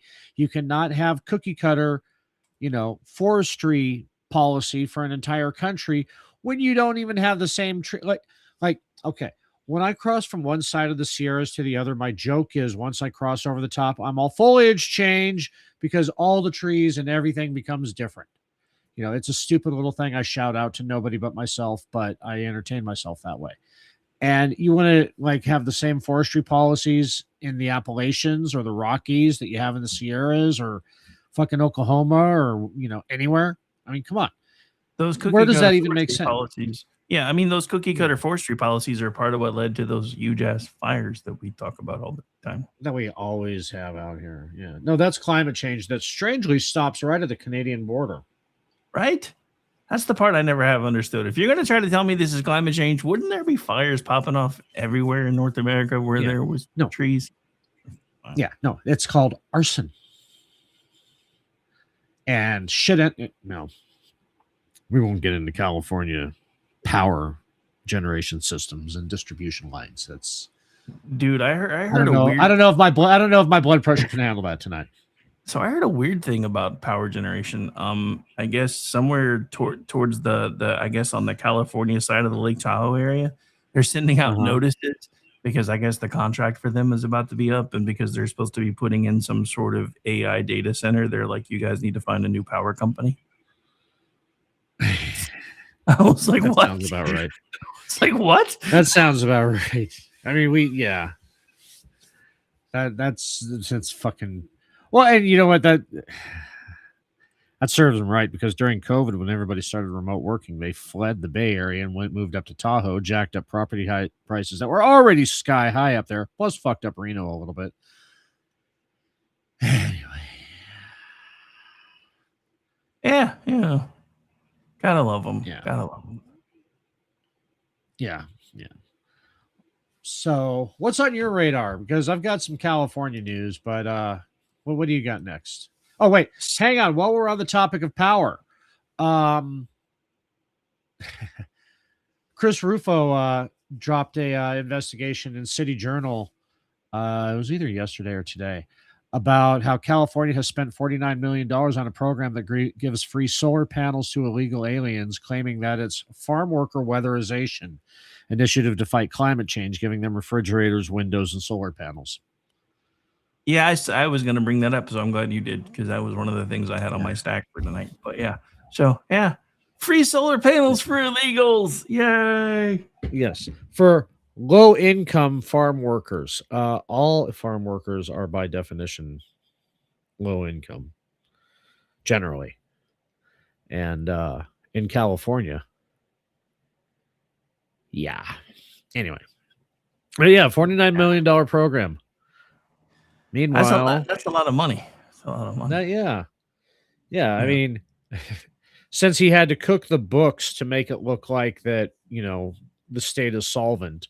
And even, so everyone's, you got one party rule in California. Yeah, but even the assembly, budget office, whatever they're called, went, yeah, these numbers don't number.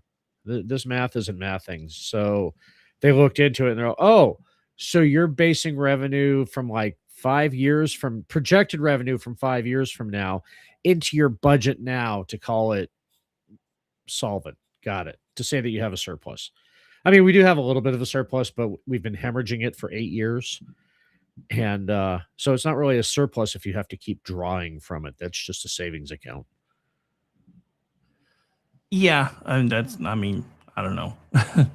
Yeah. Al, I don't think it's just you that's being censored. I mean, yeah, they're probably censoring you tonight because they censor me all the time on stupid shit too in the chat. But we are getting reports that there is trouble with the chat or trouble with listening on X in the Trouble first with all place, of it. so, yeah. This whole damn place is out of order. You want the truth? You couldn't handle the truth. So speaking of the truth, you remember when Zoran Mondami started making all this noise about all these how these city-run grocery stores were going to save New York City? So oh yeah. Did they already go broke? Apparently that they haven't even started yet. It's already a lot worse than anybody ever thought. So according to a Red State piece that I just found, the main claim that is stated so far is that the first planned store at La Marqueta in East Harlem may effectively cost around $55 million when adding Mondami's newly announced $30 million store cost to her previously approved $25 million upgrade for the same site from 2017. According to the article, that earlier $25 million plan was supposed to improve La Marqueta with things like a playground, dog park, outdoor seating, fresh produce, groceries, prepared foods, and public seating. Who the fuck needs all that at a grocery store? Just saying.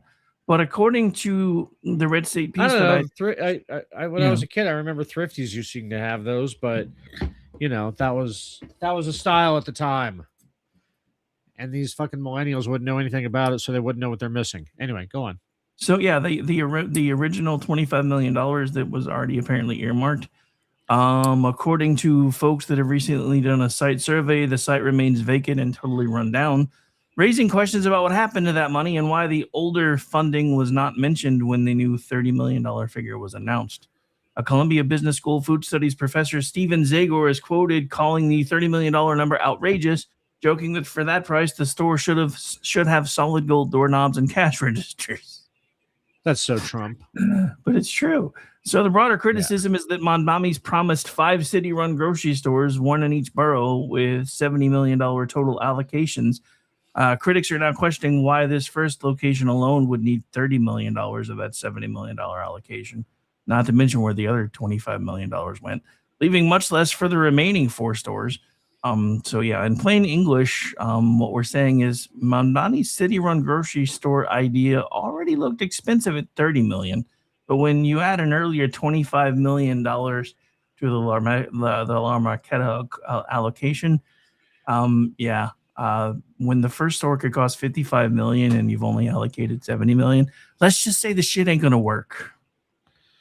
Wait till they get up to $120 billion, because then I got a railroad to sell them. Right? The monorail. What's it called?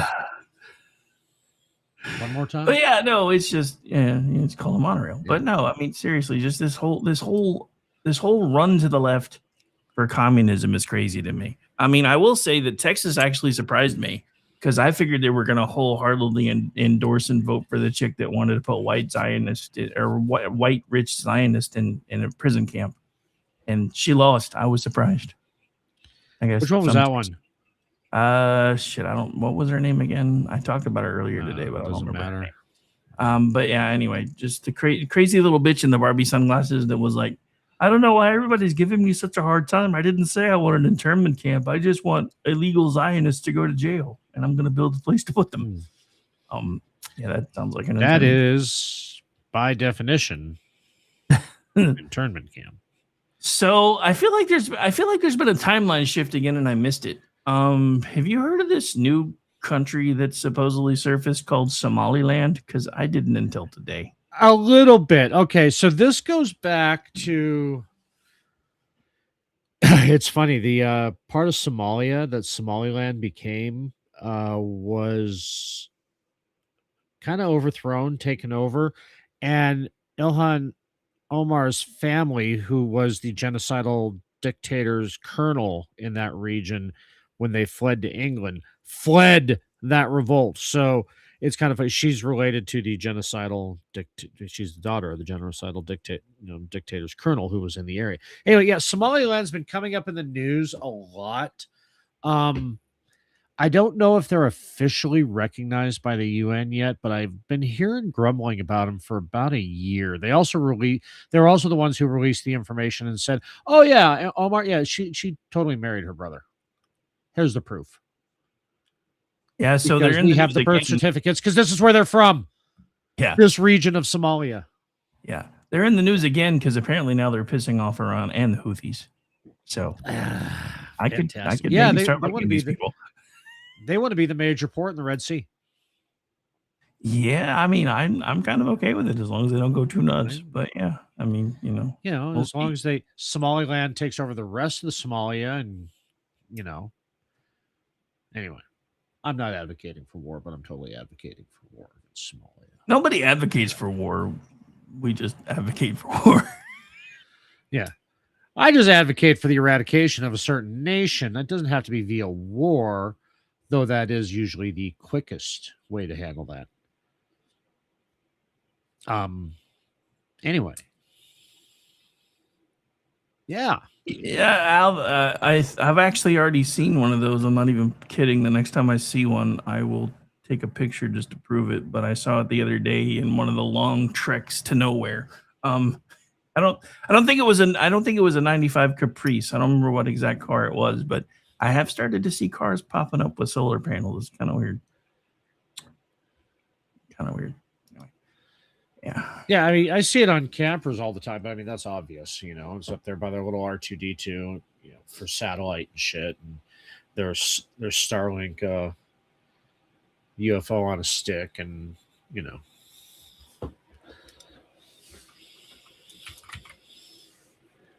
All right, you ready for the break? Yes. All right. Let me make sure it's actually going to work this time. As soon as I remember where I hit it, because I have too many tabs on nights like this. I think I found it, though. Yep, that'd be it. I'll like this.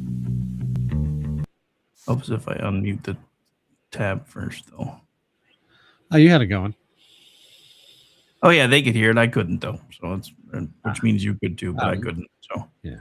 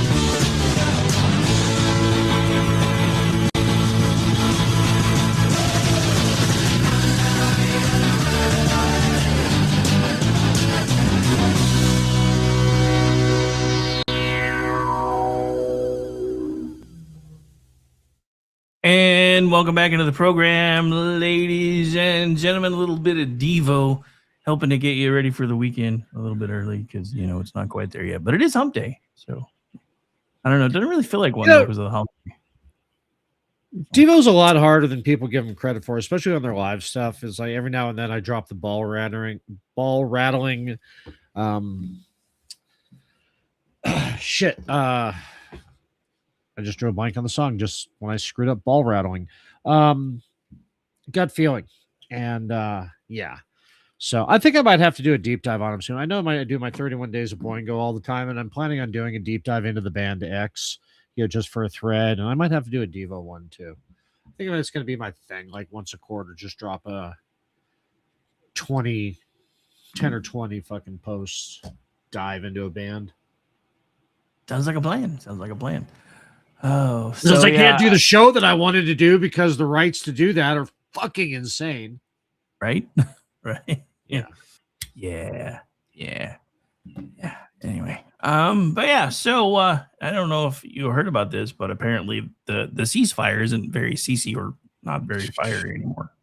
Well, it's very fiery, but not very ceasy. It needs Because to be more fiery and less ceasy.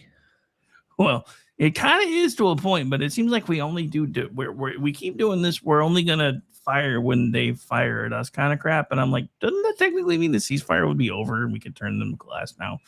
But yeah, so this happened again tonight. Apparently, Iran shot 4 drones at a U.S. commercial ship. U.S. Navy destroyed the drones and then bombed the drone launching unit. So there were explosions near one of the choke points in the Strait of Hormuz. And they basically wiped it out. And it was in Bandar Abbas. But yeah, I'm like, if they keep shooting at us, doesn't that mean it's really not a ceasefire anymore? I mean, they've been shooting at us pretty much nonstop, and it's kind of, and we've been treating the RGC basically like the Houthis, at this point. It's like, all right, okay, keep fucking around. I mean, it's just, but it's just one of those things where I'm like, okay, so I get it. You're trying. I feel like we're in that scene from The Matrix where Neo is just like blocking everything, and just to show that he's a badass. And I'm like, it's time to punch back. It's time to stop the blocking. It's time. Anyway.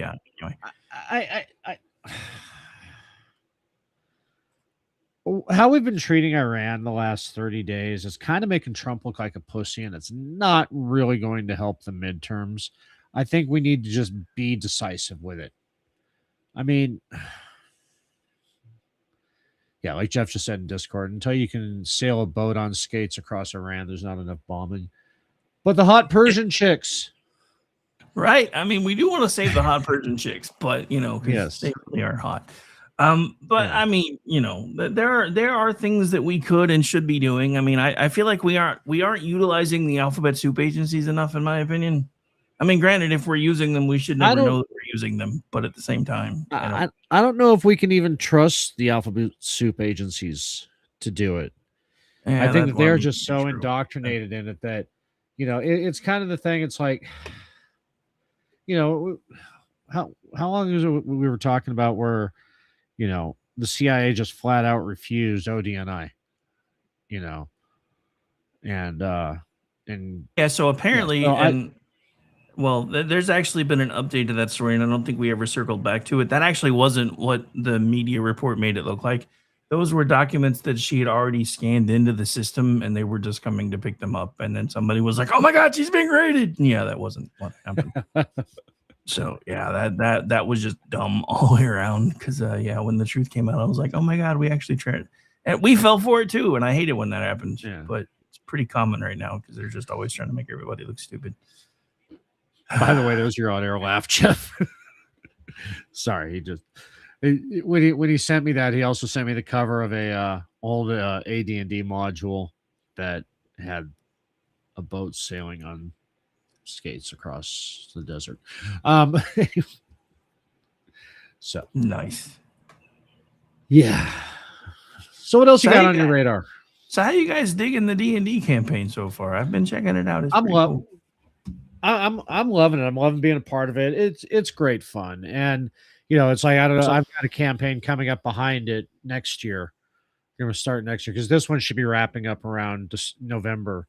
And then I'll be starting mine after the holidays. And no, it's just it's a lot of fun. It's great to get back into it. I haven't played in a long time. I know Delaney hasn't played in a long time. VC and Janie are brand new to it, and we're having great fun.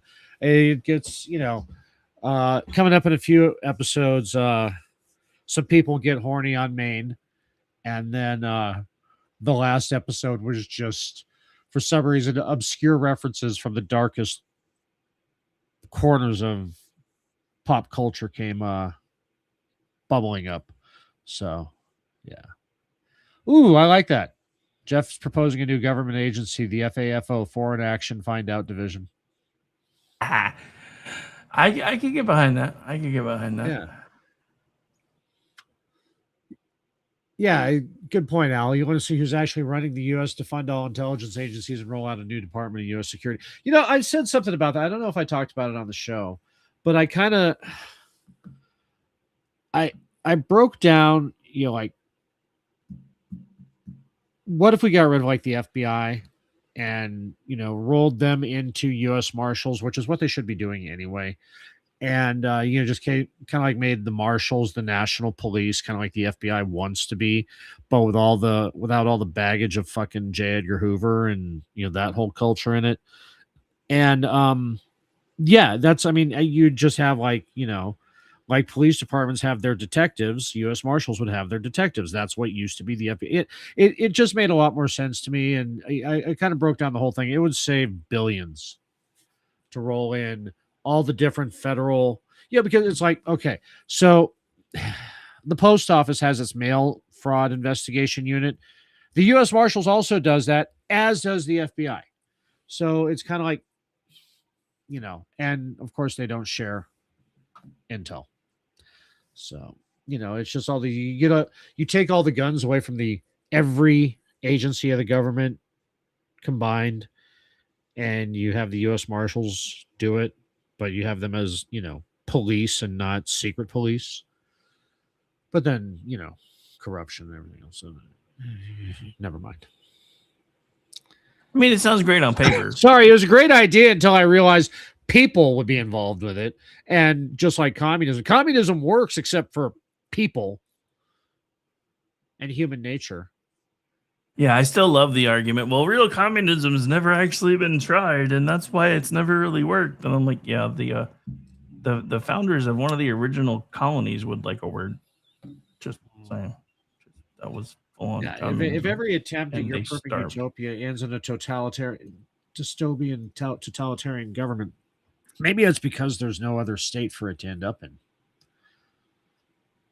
So in the things that have never happened that we keep finding out actually happened file, we have Brooklyn Clinic owner recently convicted in $52 million Medicare fraud scheme. Yeah, that never happens. But yeah, that wasn't a thing. Those weren't real. No. Like Finland and Delaware, not real. You're going to have Jeff yelling at you in Discord in 3, 2, 1. Yeah. How dare you disparage Finland? Anyway. I think he'd be on board if it wasn't for a certain former prime minister. Yeah, Which again proves it's not real. He's got aspirations. So what? Can't be first in everything and have such a smoke show as your country's leader. It can't happen. It's not real. It's all a psyop. Right. Yeah. There's no way a public leader's that damn hot. Especially a female one. Just saying. Yeah. Can't be a thing. No. Yeah. I mean, sure, Moana and but anyway. Yeah. I'm gonna miss her. Yeah. Me too. Sorry, I was trying to look at something because I just found another story that really confuses me. Apparently in the same, these things never happened, but here we are again. Apparently, a New Jersey physical therapist has been sentenced to a $2 million healthcare fraud scheme, somehow involving Amtrak. Dejin Kim, 44 of Fort Lee, New Jersey, pled guilty on June 11th, 2025, before U.S. District Judge Mater Life Cox Arlo in Newark Federal Court to conspiracy to commit healthcare fraud. Kim was sentenced to 12 months plus 1 day of imprisonment, 2 years supervised release, and ordered to pay over $2.2 million in restitution. Court documents say that from October 2019 through June of 2022, Kim and her co-conspirators agreed to engage in a scheme to bill Amtrak healthcare plan for fraudulent claims for services that were never provided and were medically unnecessary. I guess Amtrak has their own healthcare plan, maybe for their employees, and that's what it was talking about. But that whole headline was. I mean, Amtrak itself is unnecessary. Well, yes, so, that's true. I mean, but yeah. So another another $2 million in fraud. We keep adding this stuff up. Eventually, we're going to be talking about real money. See, right. See, it only means something if they can claw all this money back, or at least leave them destitute. Just say, oh, you don't have that $2 million. You've only got a couple $100,000 of it left. Well, we're going to be taking that. You have nothing. Oh, also, we're going to take, garnish your wages forever. Yeah, it's just, and that's the thing. But this is why, honestly, I am about ready to just figure out how to just not pay taxes, because I'm like, dude, there's no point. You guys waste all my fucking money. Right. And apparently nobody else is paying them, so why should I? But what do I know? Right. Taxes are for suckers. Right. Taxes just mean you can't afford a good enough accountant to get you out of them. Anyway. Yeah. So what else you got? What's on your radar? What? I had something, but I closed the tab and it's gone. So I do like you just described my brain. Yeah, I know. That's I do like this new plan from Mark Wayne Mullen that DHS is drawing up plans to block all international flights into sanctuary cities by ending the customs screening there. I hadn't heard about that. That's pretty smart, especially coming from an Okie. I'm just saying. Yeah. I mean, it's not a bad idea. You just pull your customs agents out of there, then that's the way to do it. I mean, the city could try to do their, come up with their own, but then they wouldn't be customs agents. Yeah, and they wouldn't have the same authority either. So, yeah. So I think that's the way to do it. All the other governments like to do these end arounds. Yeah, and I mean, why not? I mean, so I'm still scanning something that I just saw, because I guess it dropped right after I started pushing buttons. Apparently, Virginians are kind of in full rebellion at this point, according to Terry Christoph from Red State. Yeah, I saw some of that. The sheriffs, with their new ban on assault weapons, a lot of sheriffs and county DAs are going, yeah, we're not going to prosecute that. We're not going to enforce it. Get fucked. That's against the Second Amendment. Yep, and I'm just looking at a bunch of emails. This is from Avery Davis's X account. On the record response from the Attorney General quotes in the Virginia scope, Commonwealth attorneys are elected to pursue justice, not merely to enforce our laws. Discretion is a tool that is utilized universally in every Commonwealth's attorney's office throughout the Commonwealth. Preemptive declarations are not a new concept. It is an approach that has been taken by both sides of the political aisle in recent years. But it goes on to say that a lot of sheriffs are like, no, not happening. So, yeah, good for them. Good for them. Yeah. It's like the meme. No, I don't think I will.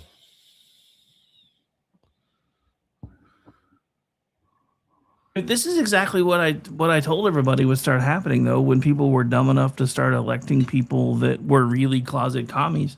They were, I mean, and the dumbest part is, if she had just kept her powder dry until after the midterms, and if Mondami hadn't done all of his crazy shit until after the midterms, there's a good chance they would have swept every damn thing, because that's how history normally works. But since they're still basically running against Trump, who isn't technically on the ballot, and everything Trump touches is bad, and everybody that Trump endorses is just bad. I mean, there was a story out of New York earlier where I believe it was the New York Giants quarterback basically introduced him at a New York event, and half the sports world blew up and said, "I can't believe he introduced Trump." And like, dude, he's the sitting president. Come on, you know? Right. Yeah. Who? I mean, we don't get mad at people when they introduce the potted plant. We might point and laugh at the potted plant, but we never got mad at the people introducing him. But yeah, I don't know. It's just, I don't know. The crazy is running rampant. Like this whole thing with Tallarico, who, you know, just a few weeks ago was like, "We're proud to be the first vegan campaign in Texas," and now he's like, "Oh no, I'm not vegan anymore." And then takes this really cringy picture of trying to eat a rib with a napkin. Yeah, Panda Bears, you know. Yeah. You know what, politicians Panda Bear season. Yeah. Politicians should never eat food in front of cameras. Ever. None of them should. I don't care who they are. I don't even care what side they're on. Like, stop with the candid grilling pics because, you know, nobody ever gets it completely right. Stop with the whole, you know, there's like that one guy, I don't remember who it was, who was eating like Somali food and was like basically doing the TV fork shuffle, trying to pretend he was eating it. And then there's this guy with the rib. Just stop it. Just stop it. Stop trying to pretend you're like everybody else. The thing that amazes everybody about Donald Trump is he can relate to people that, according to the left and most people, he has absolutely no business relating to. And he doesn't do it through the fake bullshit. He just talks to them like people. Yeah. You can see it. Well, like when he talks to little kids. I mean, it's like sometimes like there was this thing a couple weeks ago in the Oval Office when he's like, "Yeah, we had to take this little excursion and we're having to deal with Iran now, and all the kids are in the room with it." I'm like, you know, this might not have been necessarily the best time to have this conversation. But then again, I was like, fuck it. They told us we were all going to die by the time I was 12. So what difference does it make? Yes. Yeah, we were. Yeah. But getting back to the politicians eating food thing, I can't remember her name. She was kind of like a little bit like Sarah Palin. I want to say her name started with an M. You know, kind of milfy. But I remember that like it was a really bad picture of her going around eating a hot dog. I'm sorry, that was erotic as fuck. But yeah, politicians should not eat food, especially corn, because you can just make them eat corn the long way. The way AI never figured out how people ate corn until recently. Right. You'd ask them to, you know, draw a picture of so-and-so eating corn, and they'd be sticking the cob long ways in their mouth. Like, okay, that's kind of hot, but wrong. Anyway. I mean, I know a couple women I wouldn't mind seeing eat corn that way, but, you know. Oh, right, but, you know. It's like, yeah, AOC, call me, we'll eat some corn. Got to get in there before that Latin spread develops. Nice. And it's starting to. She's getting a little abuela. Yeah, a little bit. Oh, by the way, the crazy lady out of Texas, her name was Maureen Galindo. I knew it was in there somewhere. Yeah. Why would she need a name? Yeah, that was the one who wanted the internment camps for Jews. Yeah, for Jews and Jew supporters. Oh, anyway. And those suspected of being Jewish. Oh, I did not mean to hit that button. All right, so anyway, we're getting to just about the end. Have you been watching anything, or are you still basically inspecting your eyelids for holes? Mostly inspecting my eyelids for holes. Really, just right now, I've just got. I started DS9 in the background just because I last about 15 minutes before I fall asleep. I'm sorry, this is bugging the shit out of me because I used to have such a crush on her. I'm Googling for it now. But anyway. Yeah, never mind. It's not coming up. It's just showing. That's what she said. Don't know. Yeah, that is what she said. Oh, wait. Here we go. I think I found it.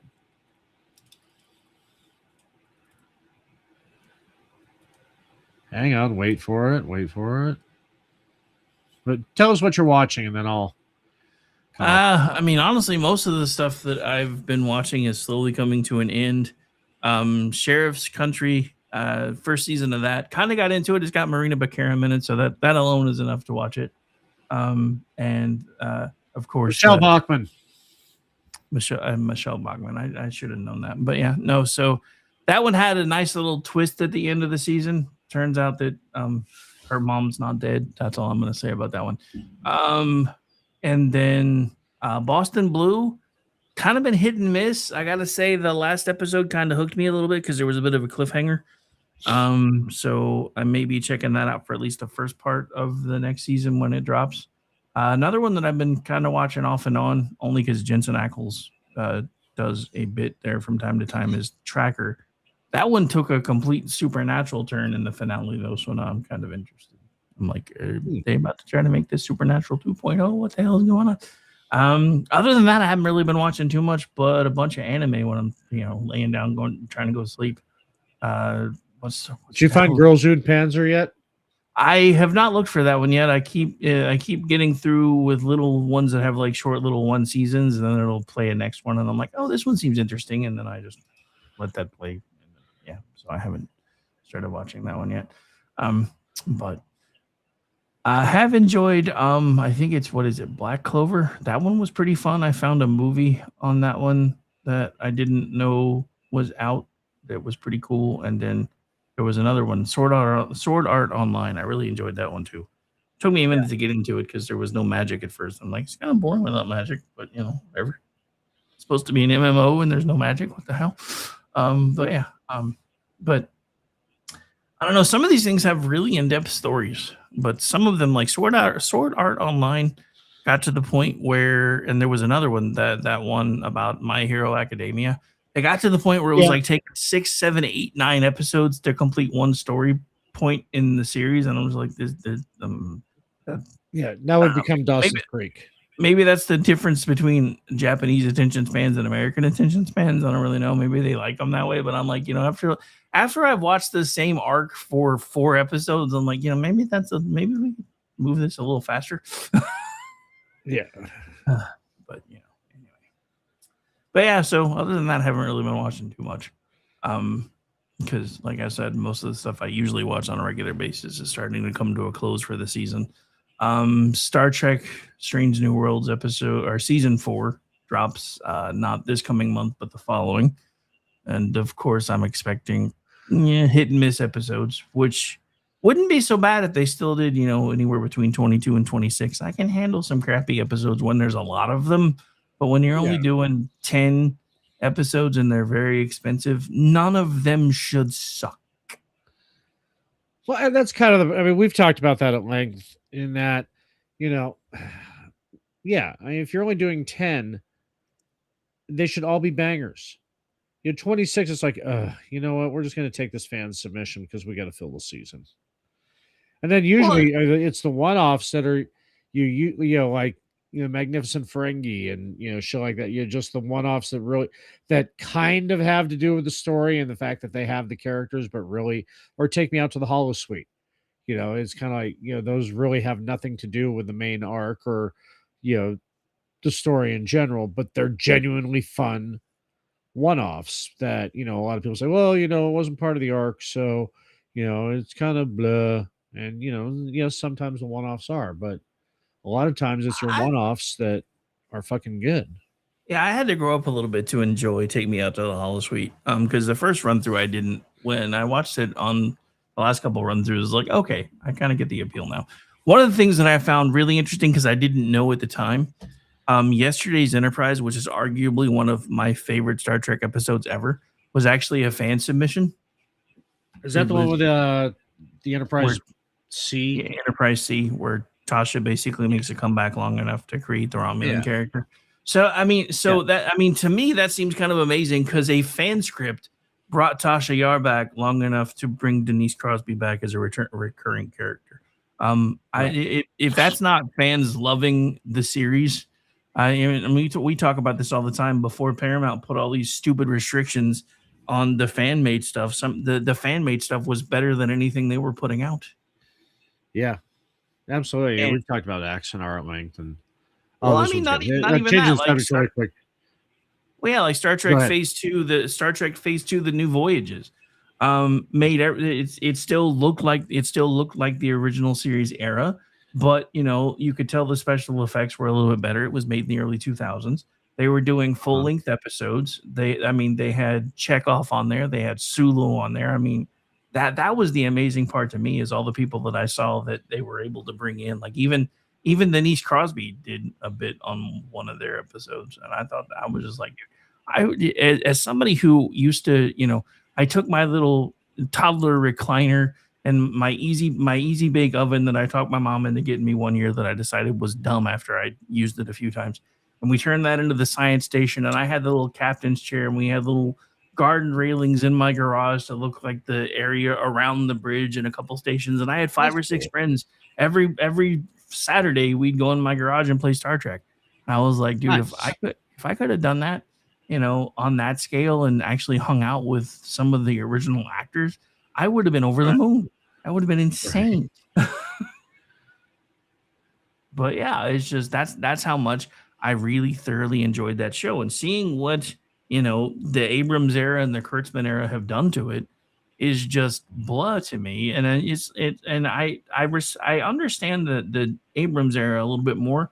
I actually think it was a smart tool for them to make it an alternate timeline, because a lot of the gripes with Enterprise were, hey, this stuff never happened, and now we're like, well, it didn't happen there, but we're not there. So to me, that kind of made sense. But the whole making everything so much more technologically advanced. The Enterprise in Pike's era, which is supposed to be before Kirk's era, looks 10 times bigger and more developed. And I'm just like, I get it.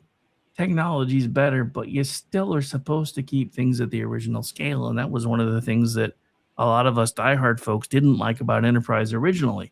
The NX-01 should have been a Daedalus class ship. There shouldn't have been any view screens. There was no mention of anything with a saucer section until much later. They had the dome ships, and then of course they retrofitted history to make it fit. And they're like, well, there were really only 5 of the NX class ships, and only one of them survived. So by the time the Romulan Wars kicked off, they were bringing the Daedalus class back out of mothballs and blah blah blah. I'm like, that's too much backstory to explain why you fucked it up in the first place. Right. Yeah. If you're explaining, you're losing. So, but yeah, I mean, well, they even mentioned it, in Trials and Tribulations. They made the comment, they really packed them in on these old ships. You're talking about how vast the crew was on, the Enterprise, and how cramped everything was. Yeah, and then Pike's Enterprise looks like a fucking cruise ship. Right. He's got fucking quarters that look like they're 5 times larger than Captain Picard's suite on the Enterprise D. And everybody's just like, what? And look, I get it. It's new technology. You were wanting to show off, but you should have stayed true to the concept.